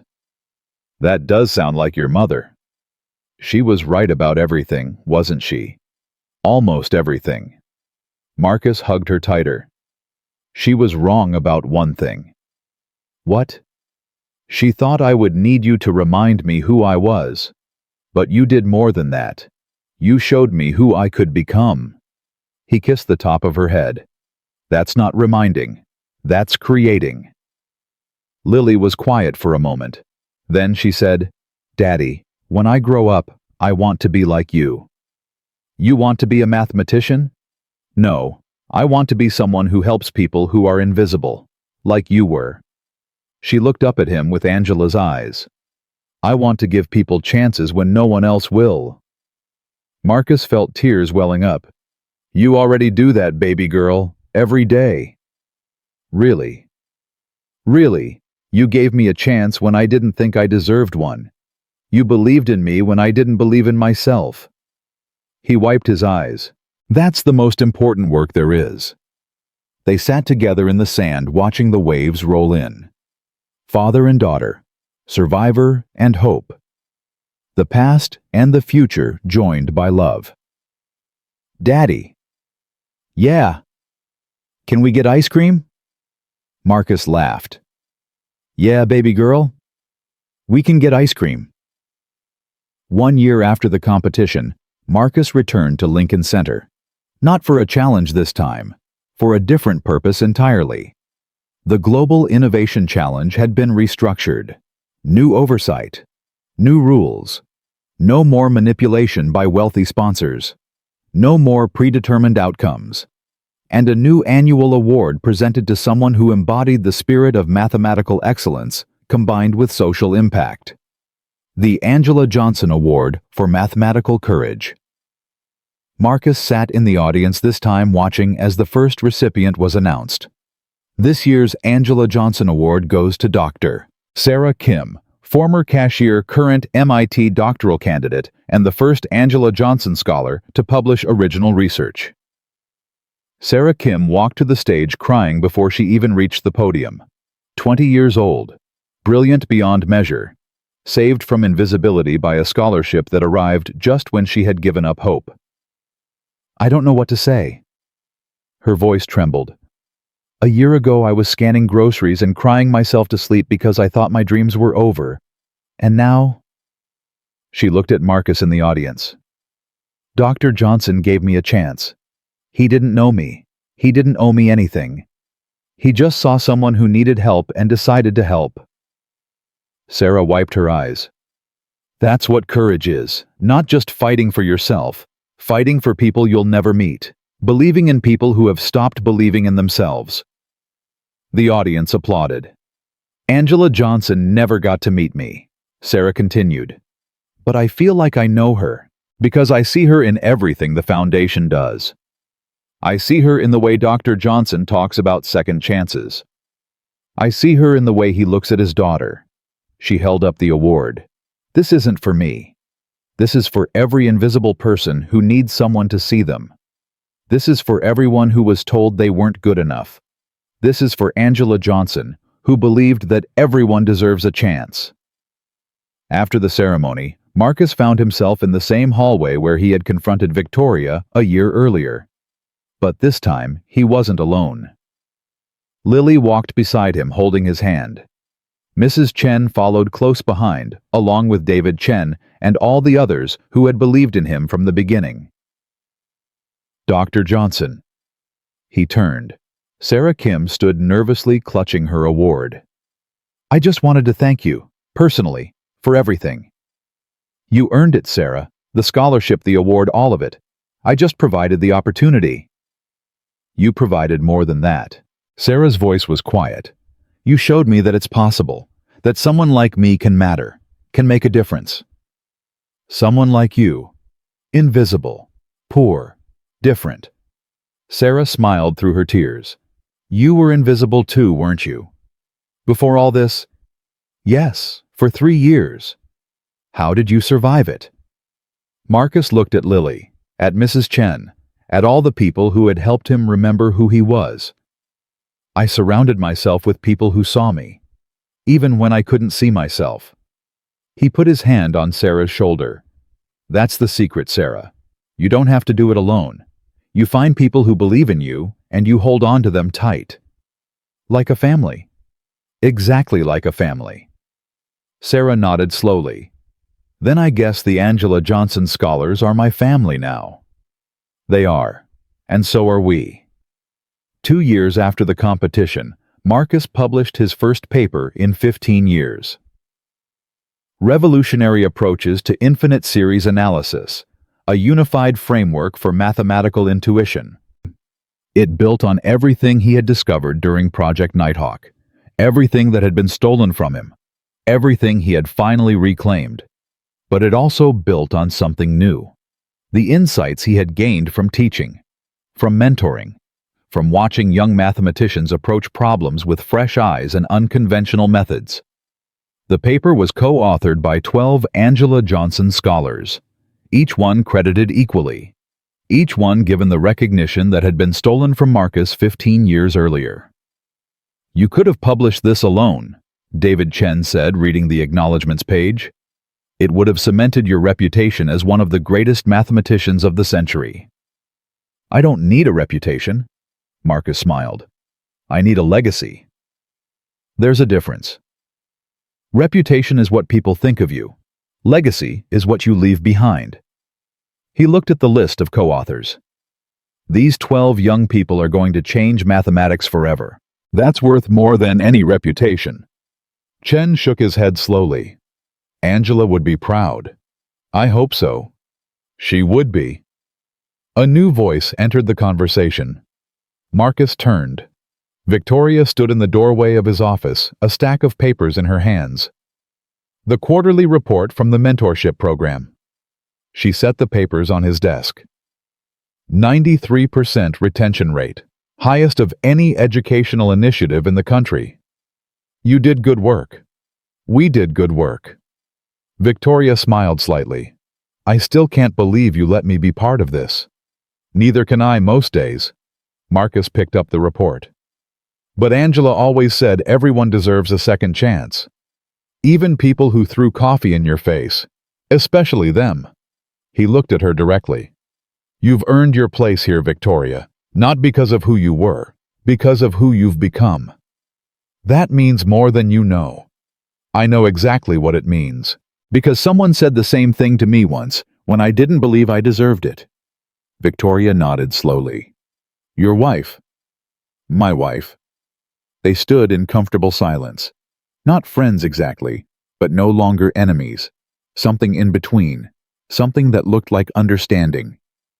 Dr. Johnson. His assistant appeared in the doorway. Your daughter is here. She says it's important. Marcus found Lily waiting in the lobby, practically vibrating with excitement. Daddy, look. She thrust a piece of paper into his hands. A letter. Official letterhead. Princeton University. I got an early admission full scholarship. Lily was bouncing on her new prosthetics. They said my application was one of the best they've ever seen. Marcus read the letter 3 times before his brain caught up with his eyes. Princeton, his daughter, at 14 years old. Lily, this is incredible. Dr. Chen helped me with my application, and Sarah Kim wrote me a recommendation letter. And Mrs. Chen proofread everything like 50 times. Lily's words tumbled out in a rush. But Daddy, the best part is the essay question. They asked why I wanted to study mathematics. What did you write? Lily's excitement softened into something deeper. I wrote about you, about watching you fight for what was right, about seeing you help people who had no one else. She took his hand. I wrote that mathematics isn't about numbers. It's about truth. And truth is the most powerful force in the universe. Marcus couldn't speak. His daughter. His brilliant, brave, impossible daughter. Going to Princeton at 14. Angela would have been so proud. "Daddy, are you crying?" "No." He wiped his eyes. "Yes, maybe." Lily hugged him tight. "I'm going to make you proud, I promise." "You already have, baby girl. Every single day since you were born." They stood in the lobby of the Angela Johnson Foundation headquarters, father and daughter, holding each other while the world moved around them. 3 years ago, Marcus had been invisible. A waiter who had forgotten he was brilliant. A father who had forgotten he was brave. A man who had forgotten he was loved.